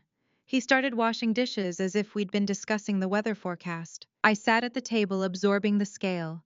Federal warrants, civil lawsuits, synthetic diamond exposure, RFID dress authentication, and now complete institutional control of Brent's professional identity. How was washing dishes? 80% of an enemy's empire transferred, and he was washing dishes like he'd mentioned the weather. When you told me you had infrastructure, I said back in Adrian's office that first morning, you meant this. You meant you were already acquiring his company. I meant I had the resources to build whatever framework you needed, Desmond said, scrubbing a plate under running water. The acquisition was one element. Federal coordination was another. Legal strategy was a third. You needed all of them to work simultaneously. The water kept running. His hands moved with unhurried precision, the same way they'd moved when he draped his jacket over my shoulders at the Vandenberg without asking permission from anyone. Why wait until now to tell me? I asked. He set the clean plate in the drying rack and looked at me. Because until Tuesday it wasn't complete, and because you needed to focus on evidence, not on corporate maneuvering. The hostile takeover was my part of the geometry. The federal case was yours. My part, his part. As if we'd been working from the same blueprint all along, just executing different sections of the same architectural plan. I stood and moved to the window, looking out at the October evening. Saturday, Brent would open the SEC filing and see Harrington Capital listed as majority stakeholder. 5 days later, he'd stand at the plaza altar and federal agents would execute arrest warrants. No corporate protection. No institutional shields. No emergency restructuring possible, because the restructuring had already happened quietly, legally, over 21 months of patient acquisition. What happens to Caldwell Capital after the arrests? I asked. Desmond dried his hands on a kitchen towel. That depends on what you want. I control 80.3%. You're the primary victim in the federal case. Between us, we can dissolve it, restructure it, sell it, or run it. Your choice. I watched the water run over the plates, watched his hands move with the same unhurried precision he'd used that first night when he draped his jacket over my shoulders without asking permission from my husband. 21 months. While I was learning federal wire fraud statutes, designing in an empty loft, selling my first collection to strangers, Desmond had been systematically purchasing every structural support holding up Brent's professional existence. Why did you wait until 10 days before the wedding to tell me? I asked. His answer would reframe everything I thought I understood about the geometry of October 11th, 8 days before the ceremony. Adrienne requested an immediate office consultation. Her voice was perfectly flat over the line, which I had learned was the exact register she used when a structural fault line was discovered. 8 days before the ceremony. Adrienne requested an immediate office consultation. Her voice was perfectly flat over the line, which I had learned was the exact register she used when a structural fault line was discovered. The call came Thursday afternoon, October 3rd. I was at the Tribeca loft when my phone rang. I need you at the office, Adrienne said. No preamble. Not tomorrow. Now. Simone is already on her way. What did you find? Public court records from Vivian's 2021 estate litigation. Medical exhibits. The flatness meant structural. The urgency meant it changed the geometry. I took a car to Midtown. Adrienne's office occupied the 32nd floor. When I arrived, Simone was already seated. A massive, unredacted deposition folder sat on the glass table between them, pages marked with yellow tabs. Adrienne slid it across to me. Certified endocrinology panel, she said. Filed as Exhibit J in Vivian's estate case. Public record. No protective seal. I opened the folder. Medical report dated March 2021. Comprehensive hormonal analysis from Mount Sinai. The diagnosis was printed in clinical typography, premature ovarian insufficiency stage 4. I read the conclusion. Natural conception. Clinically impossible, without assisted reproductive intervention. Patient has not received and has declined to pursue. Any pregnancy claim she makes at that wedding is medically impossible, Simone said. This isn't speculation, this is certified medical fact entered into court 3 years ago. Vivian had submitted these records to substantiate emotional duress in her litigation, claiming the inheritance dispute caused severe physiological harm. The documentation had been entered without protective seal, making it entirely public domain under New York law. She used her own infertility as litigation leverage, I said, and created permanent public record that any future pregnancy claim is impossible. Adrienne nodded. Which means if she deploys it at the wedding, we can immediately expose it as fraud. You think she's planning to use it, I said. I know she is, Simone said. Contingency planning reveals character. The person who scripts a false pregnancy claim before conflict even surfaces, who rehearses sympathy, plays like military operations, who treats human biology as performative ammunition, is not operating with a moral floor. They're operating in a basement you didn't know existed. I set down the medical report. You said this changes the geometry. How? Before I tell you what came next, are you still with me? Comment. A. If you think they should expose the pregnancy plan preemptively, or B. If they should wait for Vivian to deploy it first, and add one short reason why. Please note what follows includes some recreated details for narrative purposes. But the lesson about strategic timing is what matters. Simone placed a second document on the table. FBI wire intercept authorized under the federal grand jury investigation. Title III wiretap from Brent's phone. Text message exchange dated late August 6 weeks ago. Brent Caldwell to Vivian Ashford, if the floor gives out, use it. Vivian's reply, 4 words, I know the script. I read the text twice. I know the script, and understood that my twin sister had been rehearsing this performance since August, waiting for the moment she might need to weaponize a child that didn't exist to shield crimes that absolutely did. 6 weeks ago, I said, before they sent my invitation, before the dress was ordered. They planned this contingency before any of the operational pieces were in motion. Premeditation documented in Federal Intercept, Adrienne said. The false pregnancy isn't improvisation. It's loaded, primed, ready to deploy if anyone challenges them publicly. I looked at the timeline Adrienne had mapped across 3 sheets, showing exactly when each piece had been positioned. medical records from 2021, text exchange in August, wedding invitation in September, everything calibrated, rehearsed, scripted. Simone closed her folder. If they're willing to use a false pregnancy as emotional armor, there's no floor left, no line they won't cross. I thought about the wine-soaked dress, the forged signature, the stolen inheritance, the engineered marriage, the synthetic diamond. And now this, a pre-planned script to claim pregnancy as a shield, knowing it was medically impossible, knowing it would manipulate sympathy from witnesses who had no way to verify the truth. Is the intercept admissible? I asked. Simone looked at Adrienne. Adrienne looked at me. In federal court, under the grand jury warrant, yes, Adrienne said. Direct evidence of conspiracy to obstruct justice. But there's a strategic question: do we use it proactively, or do we let her deploy the pregnancy claim and then destroy it with medical records and intercept simultaneously? What's the difference? Timing, Adrienne said. If we expose the contingency before she uses it, she can pivot. If we let her deploy it in front of 380 witnesses and then immediately prove it's medically impossible fraud, the exposure is absolute. No recovery, no pivot, total collapse. I looked at the medical report again. Stage 4, premature ovarian insufficiency. Clinical impossibility. Public record from 2021. Then the text intercept. I know the script. 4 words proving my sister had been planning to fake pregnancy as armor since August. We wait, I said. Let her deploy it. Then we dismantle it with her own medical records entered into public court 3 years ago. Simone nodded. Maximum exposure, no escape route. Adrienne gathered the documents. The intercept is sealed until we need it. The medical records are public domain. When she makes the claim, we have both weapons ready. I stood and moved to the window, looking out at Manhattan's afternoon skyline. 8 days until the wedding.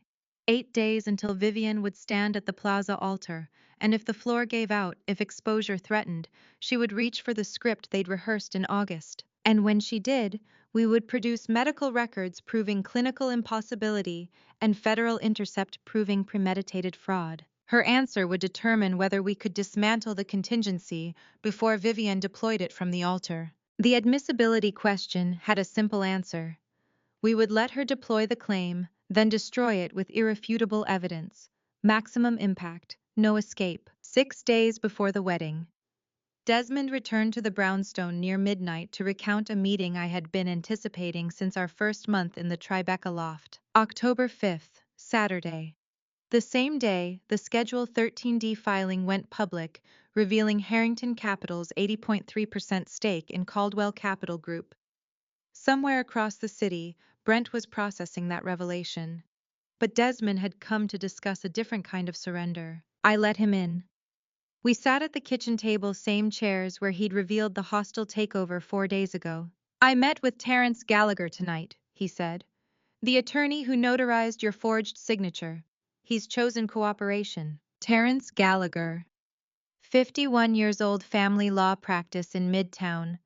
The man who had knowingly notarized fraudulent documents, transferring my intellectual property and marital assets to entities I'd never authorized.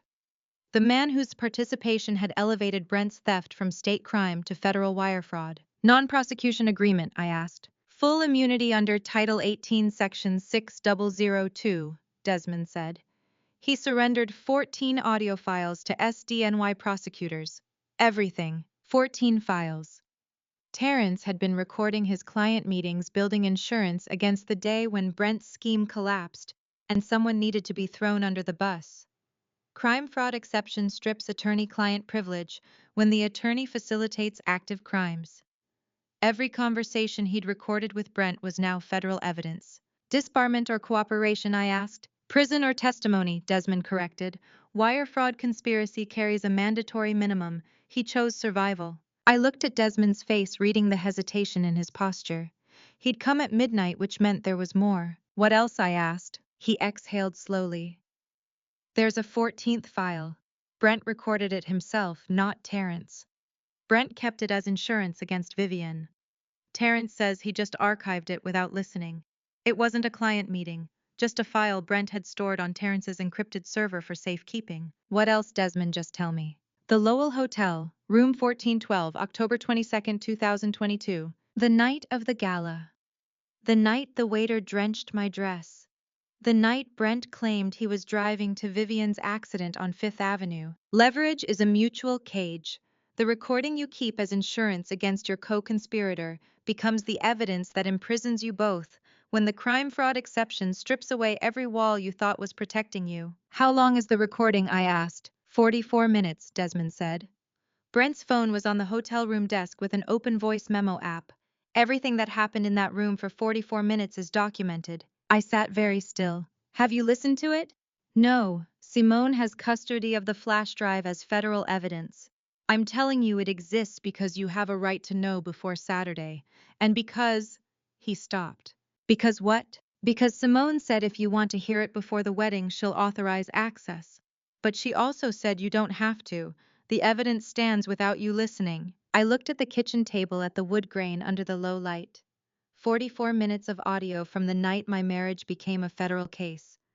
44 minutes of whatever Brent and Vivian said to each other while I was standing in Desmond's car holding a water bottle. I want to hear it, I said. Desmond left at 1 a.m. The flash drive arrived by courier at 2. I sat on the kitchen floor with my laptop blue screen glare the only light in the brownstone, plugged in the drive. 13 files plus 1. I played them sequentially. The first 13 were standard legal strategy sessions. Terrence and Brent discussing offshore structures notarization protocols, shell entity paperwork. The mundane cynicism of white-collar crime, clinical and procedural. The 14th file was different. Audio timestamp October 22, 1082, 8:79 p.m. Duration 4409. I pressed play. Static for 7 seconds. Then Vivian's voice clear and close to the microphone. Use the waiter on the left here, the one with the wine tray. He's already been retained. Target the beating, not the hem. I want the centerpiece ruined. Brent's voice farther from the phone. Wire confirmation received. Offshore account, Grand Cayman. 3,000 to his routing number. Perfect, Vivian said. When does he execute? 8:30. Exactly when she'll be standing near the east entrance adjusting that bracelet she always fusses with. I had cried exactly once in 2 years in the passenger seat of Desmond's car, the night my apartment was stripped, before I understood what reconstruction meant, before I learned that grief is a limited resource and rage is architectural fuel. The recording continued. Vivian laughing. She always makes things so beautifully uncomplicated for us. Just stand there looking devastated while we dismantle her piece by piece. Brent, the phone call is scheduled for 8:40. You'll claim the accident on Fifth Avenue. I'll make a scene, grab the keys, leave her stranded. Vivian and Desmond Harrington. Let him play hero. Makes him feel useful. By the time she gets home, the apartment will be cleared. More laughter. Casual. Comfortable. The sound of 2 people who had choreographed this performance so thoroughly they could joke about the execution. I listened to all 44 minutes without moving, heard them plan the wine attack, heard them coordinate the fake accident call, heard Vivian describe exactly how I would react. She'll freeze. She always freezes when things go wrong in public. And Brent confirming the timeline for stripping the apartment. Heard my twin sister say at minute 37. I almost feel bad. But then I remember she got everything handed to her, the talent, the attention, the easy path, and I had to build leverage from nothing. The recording ended at 9:01 p.m. Right before Brent would have left for the Vandenberg to execute. I closed the laptop lid and sat in the dark kitchen until the light outside shifted from slate to pale yellow, the way it does in Manhattan when the city transitions from night to the hour before dawn, when garbage trucks start their routes. 44 minutes of audio. 2 voices I'd known my entire adult life orchestrating the public destruction of a dress. I'd spent 8 months designing, laughing about how uncomplicated I made it for them. The silver flash drive sat on the floor beside me, smaller than my thumb, containing enough evidence to destroy 2 lives. 5 days remained before they would stand at that altar, wearing synthetic diamonds and stolen silk, completely unaware that the floor had already disappeared beneath their feet. Those 5 days passed in the slow geometry of counting down to detonation. Desmond arrived at 8 p.m. on October 10th with a bottle of Armagnac and no questions, which was exactly what I needed 22 hours before I destroyed 2 lives. He let himself in with the key I'd given him 3 months ago, set the bottle on the kitchen counter, and poured 2 glasses without asking if I wanted company. The liquid caught the light amber expensive older than either of us. We sat in the living room as October rain patterned the windows. I held the glass but didn't drink immediately. On the coffee table between us sat a small cloth bundle containing the raw diamond studs I'd wear tomorrow, the ones I'd designed in 2019 when I still believed my marriage was built on something real. I keep imagining their faces, I said. When Adrian's team walks into that ballroom, when the credentials come out, when they realize the floor is gone, and I feel nothing except satisfaction in my precision. Desmond didn't respond immediately. He'd learned when to let silence do the work. That should bother me, I continued. The fact that I've spent 40 minutes choosing tomorrow's suit because it photographs well for news coverage. That I'm staging my own vindication like a performance. That I'm calculating maximum emotional devastation instead of just seeking justice. You're allowed to be angry, Desmond said quietly. You're allowed to want them to hurt. That doesn't make you them. I looked at him. How do you know? Because they hurt you for profit. You're stopping them from hurting anyone else.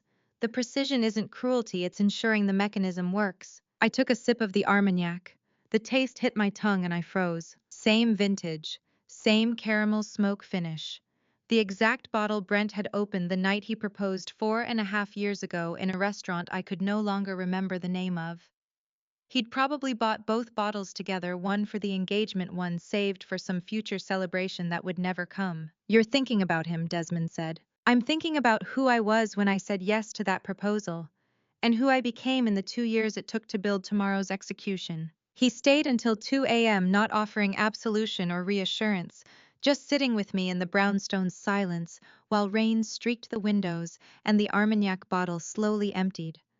When he left, he squeezed my shoulder once and said nothing. I woke at 5:30 to my phone vibrating on the nightstand. Text from Adrian, 3 words, warrants active, teams positioned, go. I sat up in the dark bedroom and let the message settle. 22 months of construction. 14 audio files. Medical records. Wire intercepts. Corporate takeovers. Federal coordination. RFID authentication. Synthetic diamond exposure. All of it converging on a single day, a single hour, a single moment, when institutional power would shift in front of 380 witnesses. I got up and made espresso. Steam rose from the machine, catching early light through the kitchen windows. In the bathroom mirror, I applied makeup with surgical precision. Foundation, concealer, mascara. I would be photographed today. Documented. Entered into federal record as the primary complainant in a wire fraud case that would make legal textbooks. My hands were completely steady, no tremor, no hesitation, and I remembered how they'd shaken when I signed the marriage certificate, how Brent had steadied them with his palm, whispering, "It's just forever." I dressed in the navy actress suit I'd spent 40 minutes selecting last week. Cream silk blouse, the raw diamond studs. Clean lines, nothing ostentatious.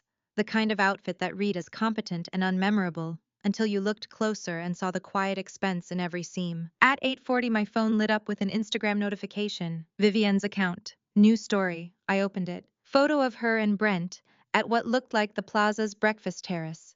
Both of them smiling, coffee cups on white linen, morning light, making everything look golden and inevitable. Caption: 1 hour to forever. I stared at the timestamp. Posted 3 minutes ago. They were there. At the plaza. Proceeding as planned. I closed Instagram and finished my espresso. At 9 a.m. the car Desmond had arranged pulled up outside the brownstone. I locked the door behind me and slid into the back seat.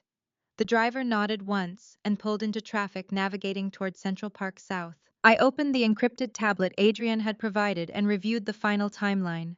Guest arrivals 6:00 p.m. Processional 7:15 p.m. Ceremony start 7:30 p.m. Federal execution window immediately following vows before any announcement. Agents positioned at 6 perimeter points. Asset freezes pre-logged to activate simultaneously with custody. We were 10 blocks from the plaza when my phone buzzed with an unknown number. Text message: no caller ID, they know. Plaza security flagged federal presence. They're running. My chest tightened. I stared at the message, reading it twice. Then I opened Instagram and refreshed Vivienne's profile. New story posted 30 seconds ago. Vivienne in a wedding dress. Full bridal makeup veil pinned, standing in what looked like the plaza's bridal suite. Timestamp 9:12 a.m. Caption ready for my entrance. I looked at the anonymous text, then at the Instagram story, then back at the text. Someone was lying. Either the warning was real and Vivienne was posting fake updates to maintain the illusion, or someone was trying to sabotage the operation at the last moment by making me think they were fleeing. The car slowed at a red light. Through the window I could see the plaza's facade 3 blocks ahead. I had 30 seconds to decide whether to abort or proceed. The anonymous warning text glowed on my phone screen as my car idled 2 blocks from the plaza. They know. Plaza security flagged federal presence. They're running. My thumb hovered over Adrian's contact. 30 seconds to abort or proceed. Then Vivienne's Instagram refreshed. Her in full bridal white timestamp, 9:12 a.m. caption, ready for my entrance. The warning was fake. Someone wanted me spooked away from the venue. I knew exactly who. The plaza as planned, I told my driver. By 6:45 p.m. I stood in the grand ballroom doorway, wearing navy acris and the raw diamond studs I'd bought with my first solo commission. The room blazed with October twilight filtering through French windows. 500 guests in black tie mingling beneath baccarat chandeliers that I'd personally specified for the Ashford Foundation Gala 3 years ago. Before Brent gambled away our marriage for high-stakes poker and my sister, I didn't announce myself, I simply walked to the bar. The recognition spread like ripples in still water. A woman in Valentino touched her companion's elbow, nodding toward the light fixtures. Those are the Ashford chandeliers, from the Foundation Gala. Her gaze dropped to me. Oh my God, that's her. A hedge fund manager, I'd dressed for the Met Gala, went pale. His wife gripped his arm and steered him toward the opposite side of the room. They recognized my work before they recognized my face. Exactly as I'd planned. Champagne, I told the bartender. Veuve Clicquot. Cressida. Brent's voice came from behind me, tight with panic. He was trying to smooth into casual surprise. I didn't think you'd actually come. I turned slowly. My ex-husband stood 3 feet away in a Tom Ford tuxedo. I knew he couldn't afford his hairline slightly receded since I'd last seen him at the settlement signing. The confident swagger he'd worn through our divorce had curdled into something desperate around the edges. You sent that text this morning, I said, not a question. I don't know what you're talking about. The burner number, the warning about federal agents. I accepted my champagne from the bartender without breaking eye contact. You wanted me too afraid to show up. Why? Brent's jaw worked silently. Around us, conversations had dulled to whispers. Everyone watching without appearing to watch. Because you shouldn't be here, he said finally. This is Vivian's day, our day, whatever you're planning. I'm planning to watch my sister get married, I said. In a dress I'm sure is absolutely stunning. You did remember to have someone check the design provenance, didn't you? After that whole scandal with the Marchesa knockoffs at the Pemberton wedding. The color drained from his face. He opened his mouth, closed it, opened it again.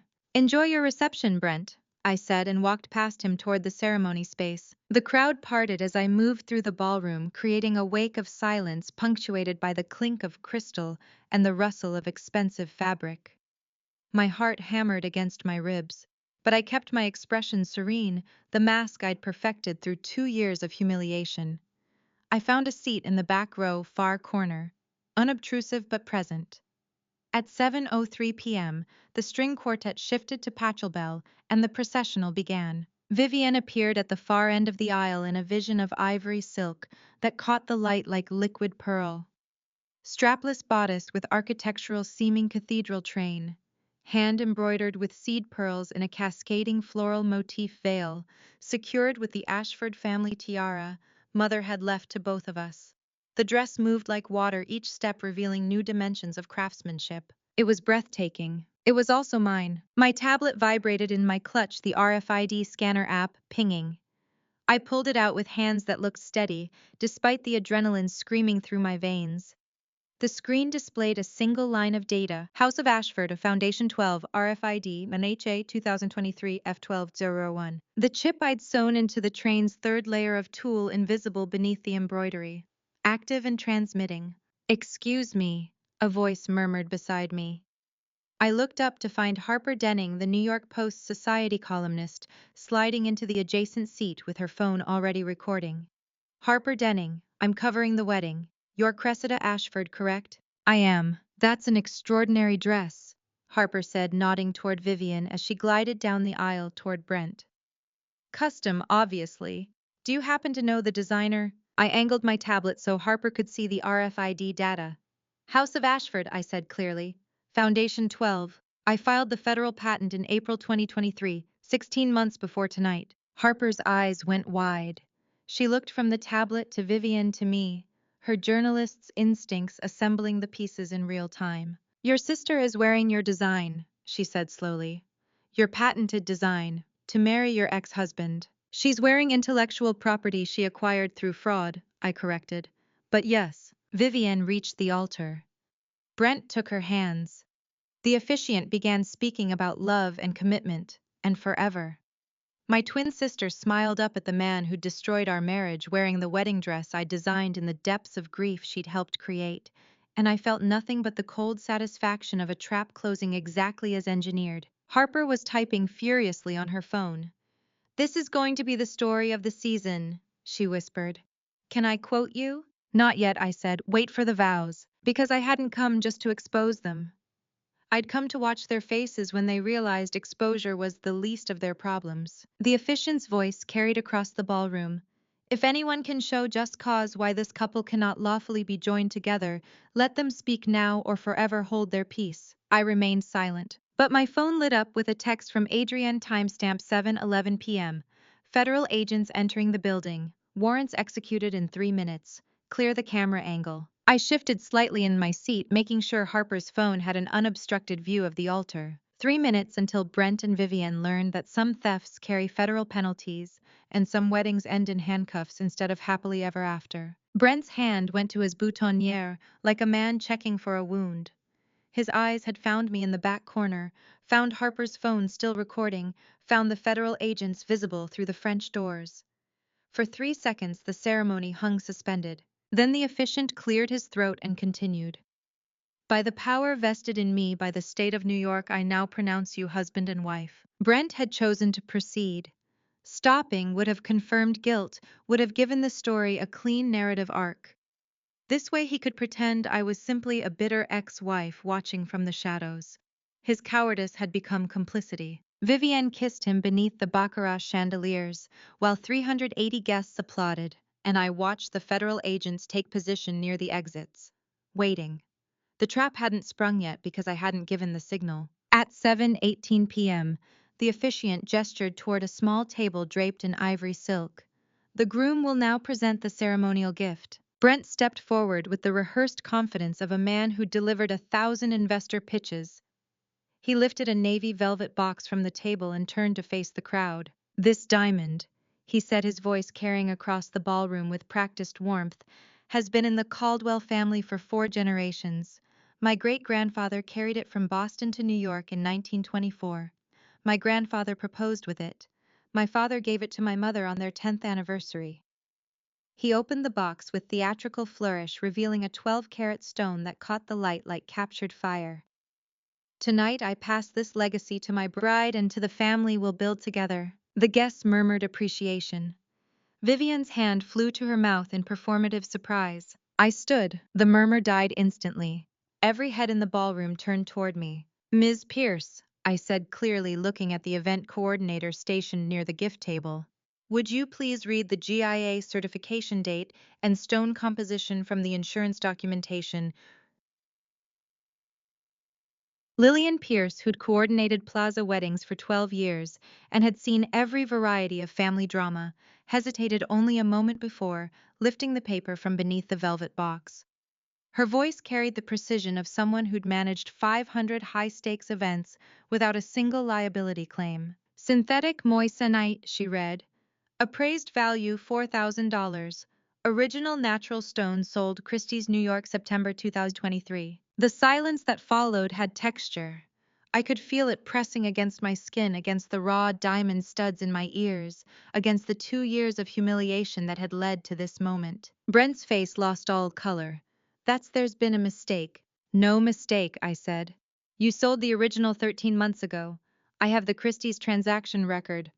The heirloom your great-grandfather carried from Boston is currently owned by a private collector in Dubai. What you just gave my sister is cubic zirconia set in plated gold. Vivienne was staring at the ring on her finger like it might bite her. Around us, 380 guests shifted in their seats, phones emerging from clutches and jacket pockets. Harper's recorder captured every word. Watching Brent's authority evaporate is like watching ice sublimate solid to vapor, with no liquid transition, no warning, just the sudden absence where certainty used to be. His mouth opens and closes, but no sound emerges because there's no lie large enough to cover this particular truth. Brent recovered with the desperate speed of a drowning man. He turned to the crowd, his expression shifting into something meant to look concerned and compassionate. "Everyone can see what's happening here," he said, his voice taking on the patronizing tone he'd used during our divorce proceedings. "My ex-wife is clearly unwell. This is a sacred ceremony and she's disrupting it with fabricated accusations because she can't accept that I've moved on." He gestured sharply toward the perimeter. "Security, please escort this woman out. She's clearly disturbed." And two guards in black Sentinel Protection Services uniforms approached my table, professional neutral hands positioned for a polite but firm removal. Desmond stood. I didn't raise his voice. He simply placed a single sheet of paper on the table in front of him, turned to face the approaching guards, and spoke with the calm of a man stating observable facts. "Your security contractor is Sentinel Protection Services," he said. "I hold their primary operating loan through Harrington Capital. They work for me." He looked at Brent. "So does your venue coordinator, and your caterer, and the trust that holds the commercial paper backing Caldwell Capital Group's last 3 bond issues." The guards froze mid-step. Brent's voice cracked. "You can't, this is a private family event." "Nothing about this is private," Desmond said. He lifted the paper, an SEC ownership declaration showing Harrington Capital's 80% position in Caldwell Capital's senior debt and voting equity. "I've spent 16 months acquiring every institutional relationship you use as a shield. Your board seats, your credit lines, your reputation committees. I didn't do it for profit, Brent. I did it for this. I built this revenge with the same precision I once used to design engagement rings, measuring angles of refraction and points of maximum light." But Desmond built the infrastructure. He didn't just want to expose Brent, he wanted to strip away every entity, every corporate structure, every gentleman's agreement Brent could hide behind, until there was nothing left but the man himself, standing alone in his lies. Brent looked at the security guards, at Lillian Pierce, at the guests with their phones recording every second, searching for anyone who would intervene on his behalf. No one moved. The guards stepped backward, hands raised in professional neutrality, leaving Brent exposed at the center of the ballroom with nowhere left to run. Through the French doors behind the altar, I saw 4 figures in dark suits with federal badges entering the venue. Adrienne Sinclair walked 3 steps ahead of them, her face composed and certain. She caught my eye across the ballroom. I nodded once. The agents moved forward, warrant folders already open in their hands. Vivienne's hands went to her abdomen in the oldest performance of vulnerability a woman can make, and for 3 seconds the room believed her. The federal agents had entered through the French doors, but hadn't yet crossed the ballroom floor. In that narrow window, my sister moved to the microphone with the desperate grace of someone playing her final card. "Wait!" she said, her voice breaking with practiced fragility. "Please, I'm pregnant. I'm carrying our first child." Her hands pressed against the ivory silk of her stolen dress. "Whatever accusations my sister is making, whatever she thinks happened, please show some human decency. There's an innocent life involved." The ballroom softened instantly. I watched it happen, like a wave rolling through 380 guests' shoulders, relaxing expressions, shifting from judgment to instinctive maternal protection. Even Harper lowered her phone slightly. The performance was flawless. I placed a document on the table in front of her. "Ms. Denning," I said clearly. "Page 17, clinical diagnosis from Memorial Sloan Kettering, March 2021. Harper lifted the unsealed deposition transcript with the careful precision of someone who recognized legal documentation. Her voice carried across the suddenly silent ballroom. "Ovarian failure stage 4. she read. Recommendation: fertility permanently compromised. Natural conception not medically viable. Vivian's face went white. Around us, phones emerged from pockets and clutches, recording the moment. The sympathy curdled into something else. That's privileged medical information, Brent said, but his voice had lost its authority. You can't just. I pulled up the audio file on my tablet. Desmond had secured the FBI wiretap transcript through proper subpoena channels, every word admissible in federal court. I pressed play. Brent's voice emerged from the speaker. Timestamp, October 9th, 11:47 p.m. Use the pregnancy script exactly as we rehearsed. They won't arrest a pregnant woman in front of cameras. It buys us 48 hours to move the offshore accounts. Vivian's hands dropped from her gown like cut strings. The silence that followed had weight.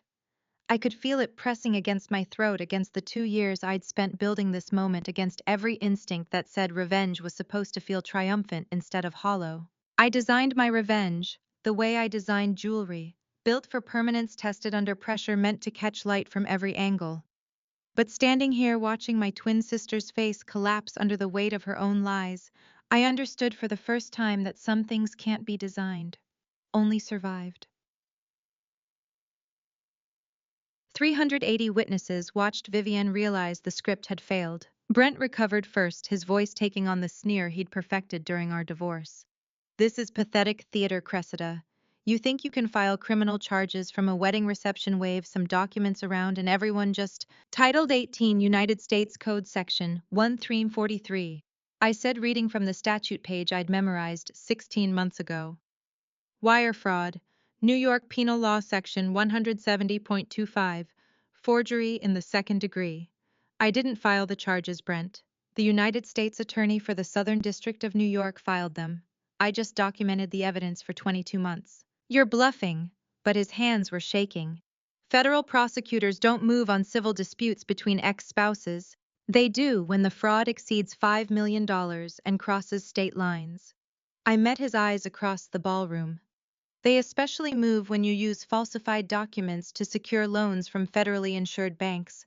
That's not a civil dispute, that's a felony. Desmond stood beside me, his presence solid and certain. The grand jury true billed the sealed indictment yesterday morning. October 10th. Southern District Courthouse, Judge Morrison presiding. Execution window opens today at 7 p.m. Brent looked at his watch, 7:31 p.m. How many times did Brent rehearse his vows while I was photographing his wire transfers? Our marriage, dissolving in parallel timelines. Him building his second wedding. Me, building his prosecution. Both of us meticulous in our separate architectures of before and after. The double doors at the ballroom entrance opened fully. Adrienne Sinclair walked down the center aisle with her federal credentials raised, flanked by 4 agents in dark suits. Her heels clicked against the marble with the rhythm of inevitability. She'd cut her hair since I'd last seen her, shorter, now professional, the kind of authority that didn't need to announce itself. She stopped 10 feet from the altar. Brent Caldwell, she said, her voice carrying the flat precision of someone who'd delivered 100 arrest notifications. Vivian Ashford, Federal Bureau of Investigation. You're both under arrest for wire fraud, conspiracy to commit fraud, and forgery of federal documents. Vivian made a sound like something breaking. She looked at Brent, at the guests with their phones recording, at the baccarat chandeliers that had witnessed her sister's humiliation 2 years ago and were now witnessing her own. This was supposed to be my wedding, she whispered. It was, I said. I made sure of it, because I hadn't wanted them arrested quietly, privately, in some federal building where the charges would be abstract legal language divorced from human cost.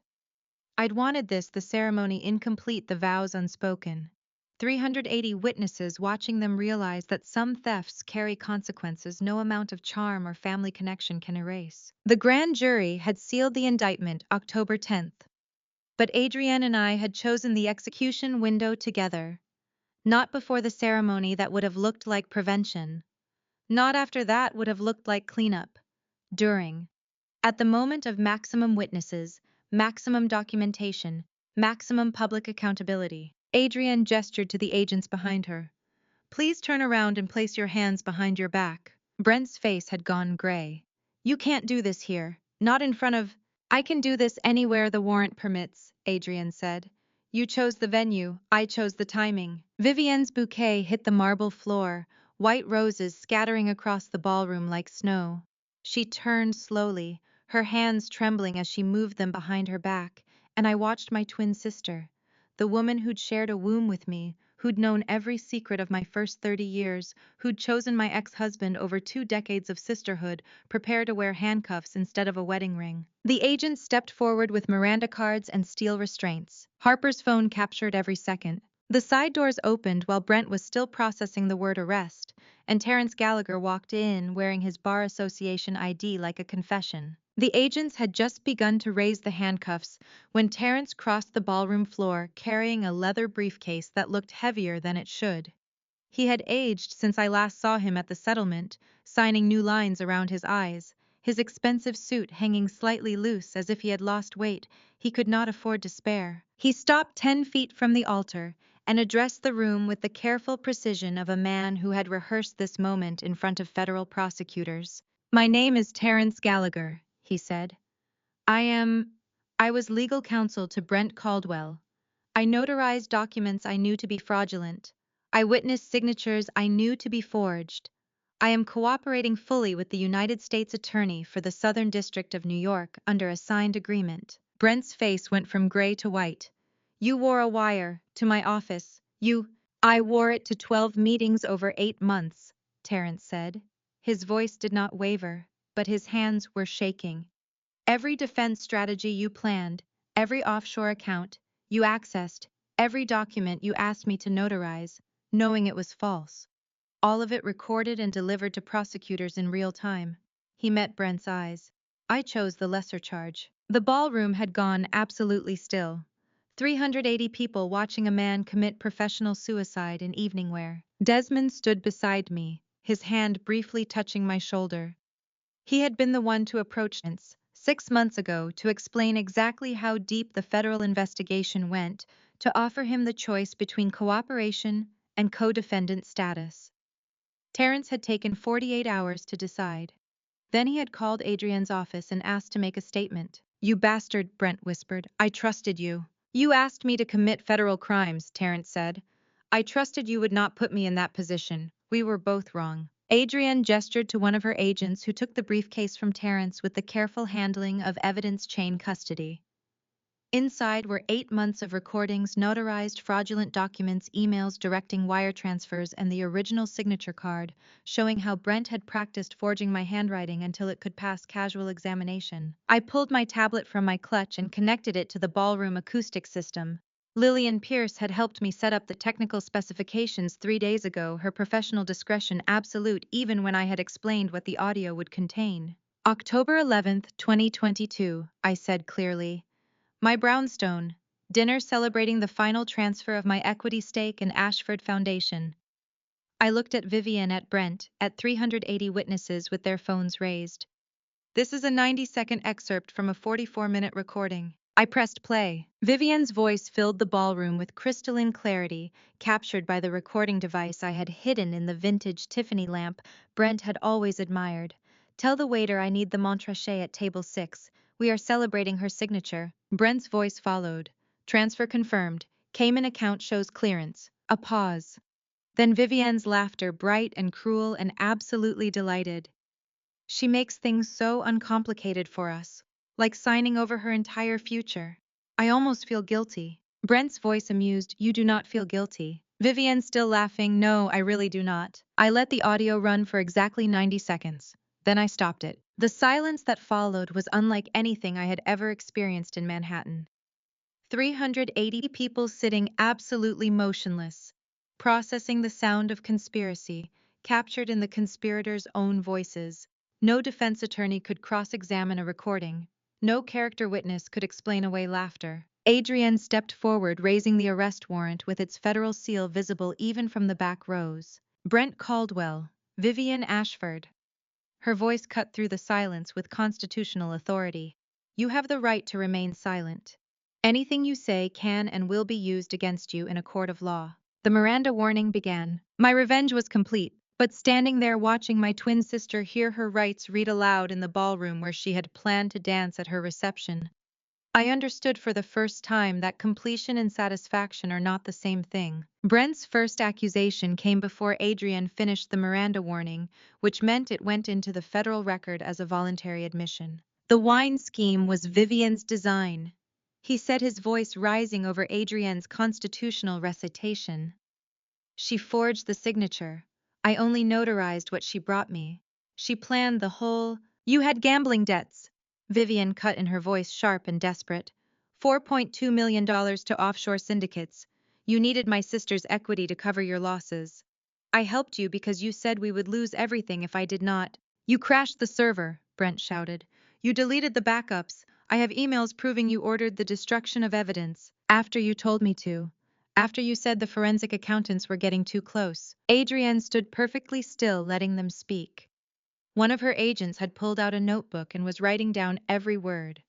The ballroom microphone captured everything, 380 witnesses and federal recording equipment preserving each accusation as it tumbled out in real time. I watched my ex-husband and my twin sister devour each other with the precision of people who knew exactly where the vulnerable points were hidden. Every accusation was specific. Every defense contained an admission. They were constructing the prosecution's entire case through mutual destruction. Adrienne finally raised her hand. Mr. Caldwell, Ms. Ashford, you are still under arrest. Everything you are saying is being recorded and will be used in federal court.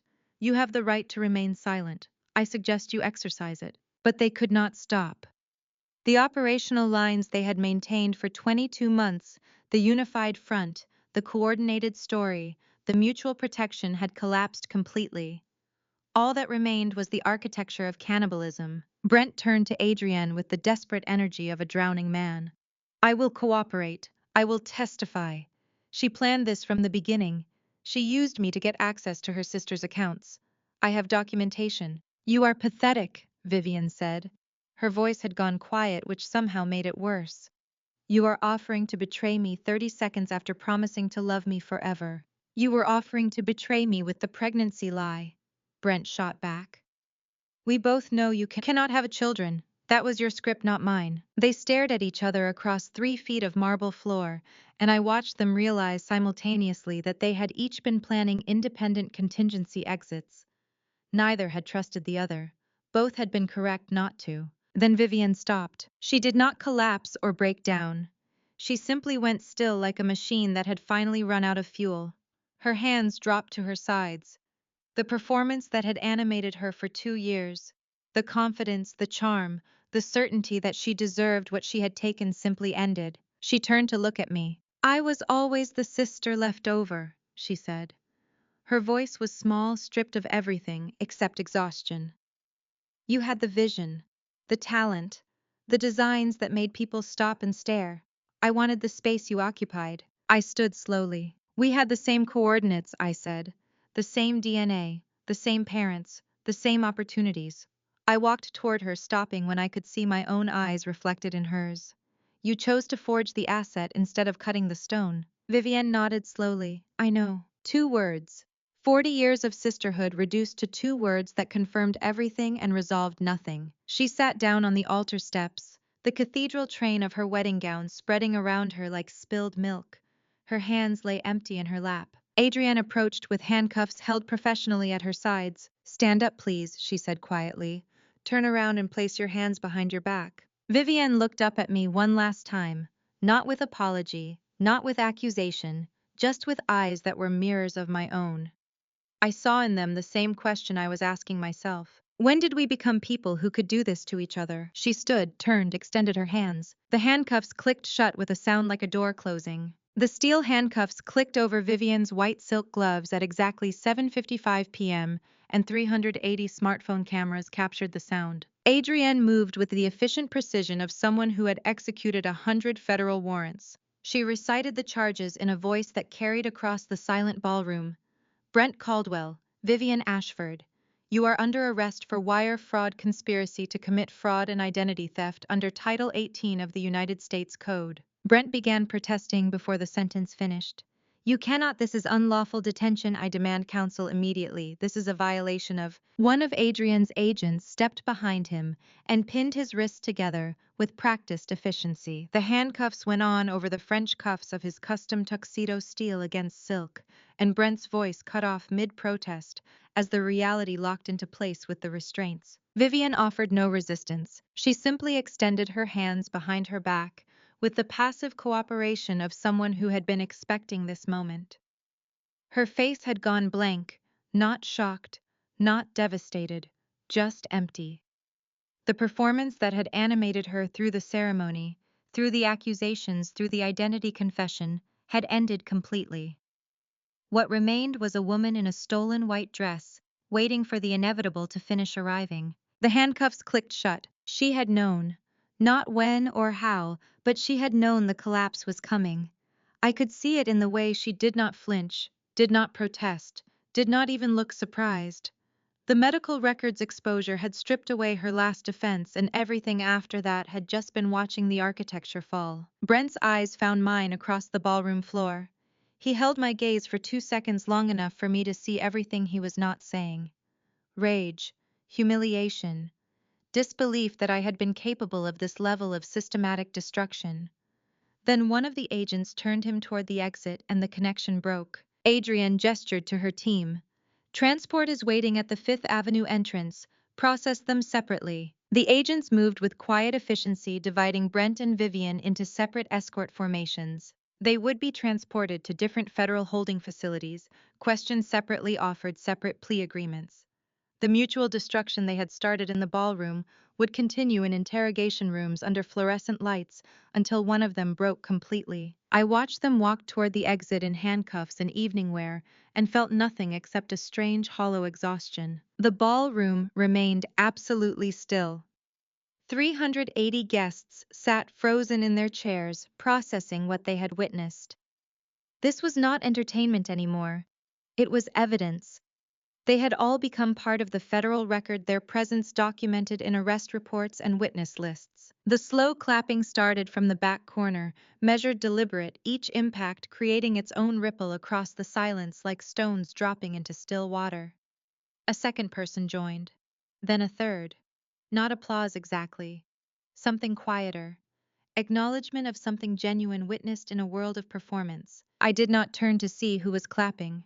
What mattered was the sound itself, scattered, uncertain but real. I woke at 6 a.m. on October 12 to 47 phone notifications and the surreal knowledge that my marriage had become a New York Times business section headline. The October morning light filtered through my brownstone windows while I sat at the kitchen table reading my own story in Times New Roman font. The article was clinical, precise, devastating in its detail. Federal arrests at Plaza Wedding, wire fraud charges, independent jewelry designer as primary complainant. They had used my professional headshot from the House of Ashford website, the one where I looked composed and certain, photographed before everything collapsed. My phone rang. Adrian.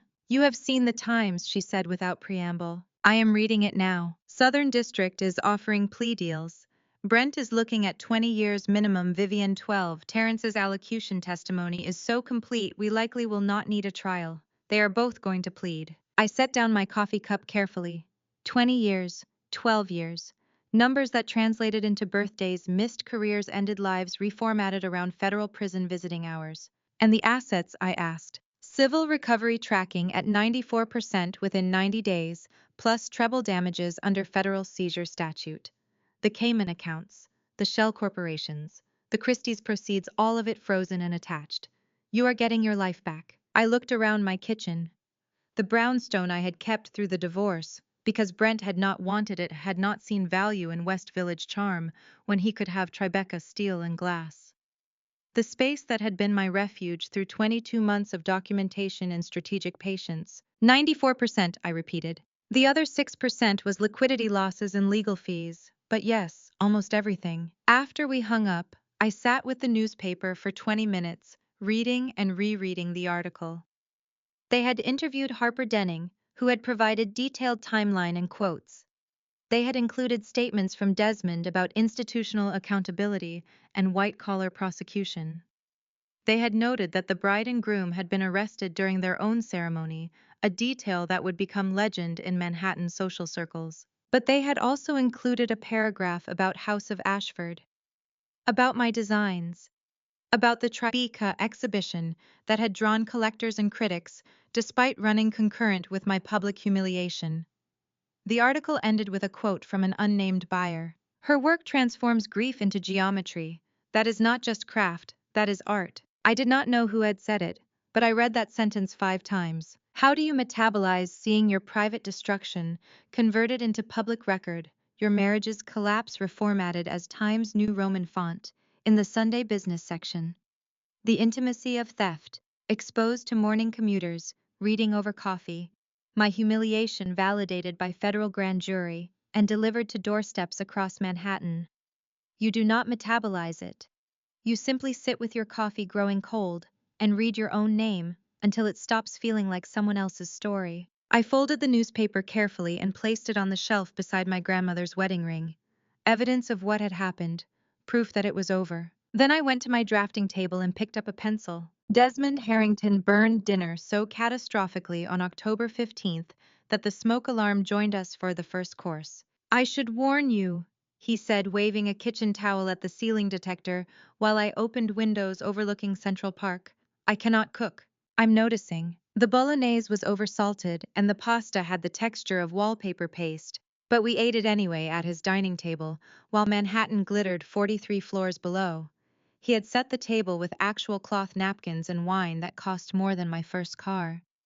The formality felt deliberate, like he was building something that required proper scaffolding. This is terrible, I said after the third bite. Catastrophic, he agreed.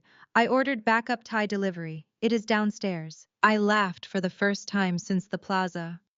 A real laugh, not the careful, measured responses I had been producing for interviews and legal depositions. The sound surprised us both. Desmond set down his fork and looked at me with the same quiet intensity he had shown the night he handed me a water bottle in his car and asked for nothing except to stay. I kept something, he said, from before. I need to show you. He stood and walked to the kitchen, opening a high pantry shelf and retrieving a dark velvet box that looked old, the kind antique rings come in. When he placed it on the table between us, my heart did something complicated. Desmond, look first, he said, decide after. I opened the box. Inside sat a ring that was unmistakably handmade platinum band with slightly crooked setting, holding a raw diamond chunk that caught the light in irregular refractions. The stone was flawed, asymmetric, the kind of piece I would have rejected in the first pass of any commercial design. I recognized it immediately. Where did you get this? My voice came out smaller than intended. Your Tribeca studio bin. First week you were cutting stones, May 2023. You threw it away. I kept it. He sat back down, his hands flat on the table. 24 months, through the entire investigation, through watching you build the prosecution, through the plaza. I did not buy a brand for you. I kept the piece you forgot. I stared at the ring. The stone I had discarded as insufficiently perfect, retrieved from studio garbage, and preserved through 2 years of legal warfare. He had taken it to a jeweler, or learned to set it himself, given the crooked mounting, and turned my rejected work into something that looked exactly like what it was. Imperfect, honest, real. You kept this for 2 years, I said. I kept you for 2 years, he corrected quietly. This was just evidence I meant it. I looked at him across the burned pasta and the flawed diamond and the skyline we had both navigated through prosecutions and revelations. Yes, I said. He blinked. I have not asked yet. You kept a flawed diamond from my garbage for 24 months and set it in crooked platinum. I slid the ring onto my finger. It fit perfectly, which meant he had measured somehow without my knowing. That is the entire question. Desmond smiled, a real smile, the kind that reached his eyes. Yes, works, he said. I returned to the Tribeca studio at 5:30 on a Thursday in late October, 2 weeks after the plaza, and the blank vellum on my drafting table looked like forgiveness. The city was still dark, that pre-dawn hour, when Manhattan holds its breath. I had walked from the brownstone with Desmond's crooked engagement ring, catching streetlight, navigating streets. I had traveled 1,000 times in operational mode. But this walk felt lighter, like I had stopped carrying something I had forgotten I was holding. The studio smelled like coffee grounds and metal polish. My Metropolitan collection stood complete on pedestals, 23 pieces each, sold, proceeds designated for the Women's Prison Association. Everything ready except the central showpiece. I sat at the drafting table and faced the blank vellum.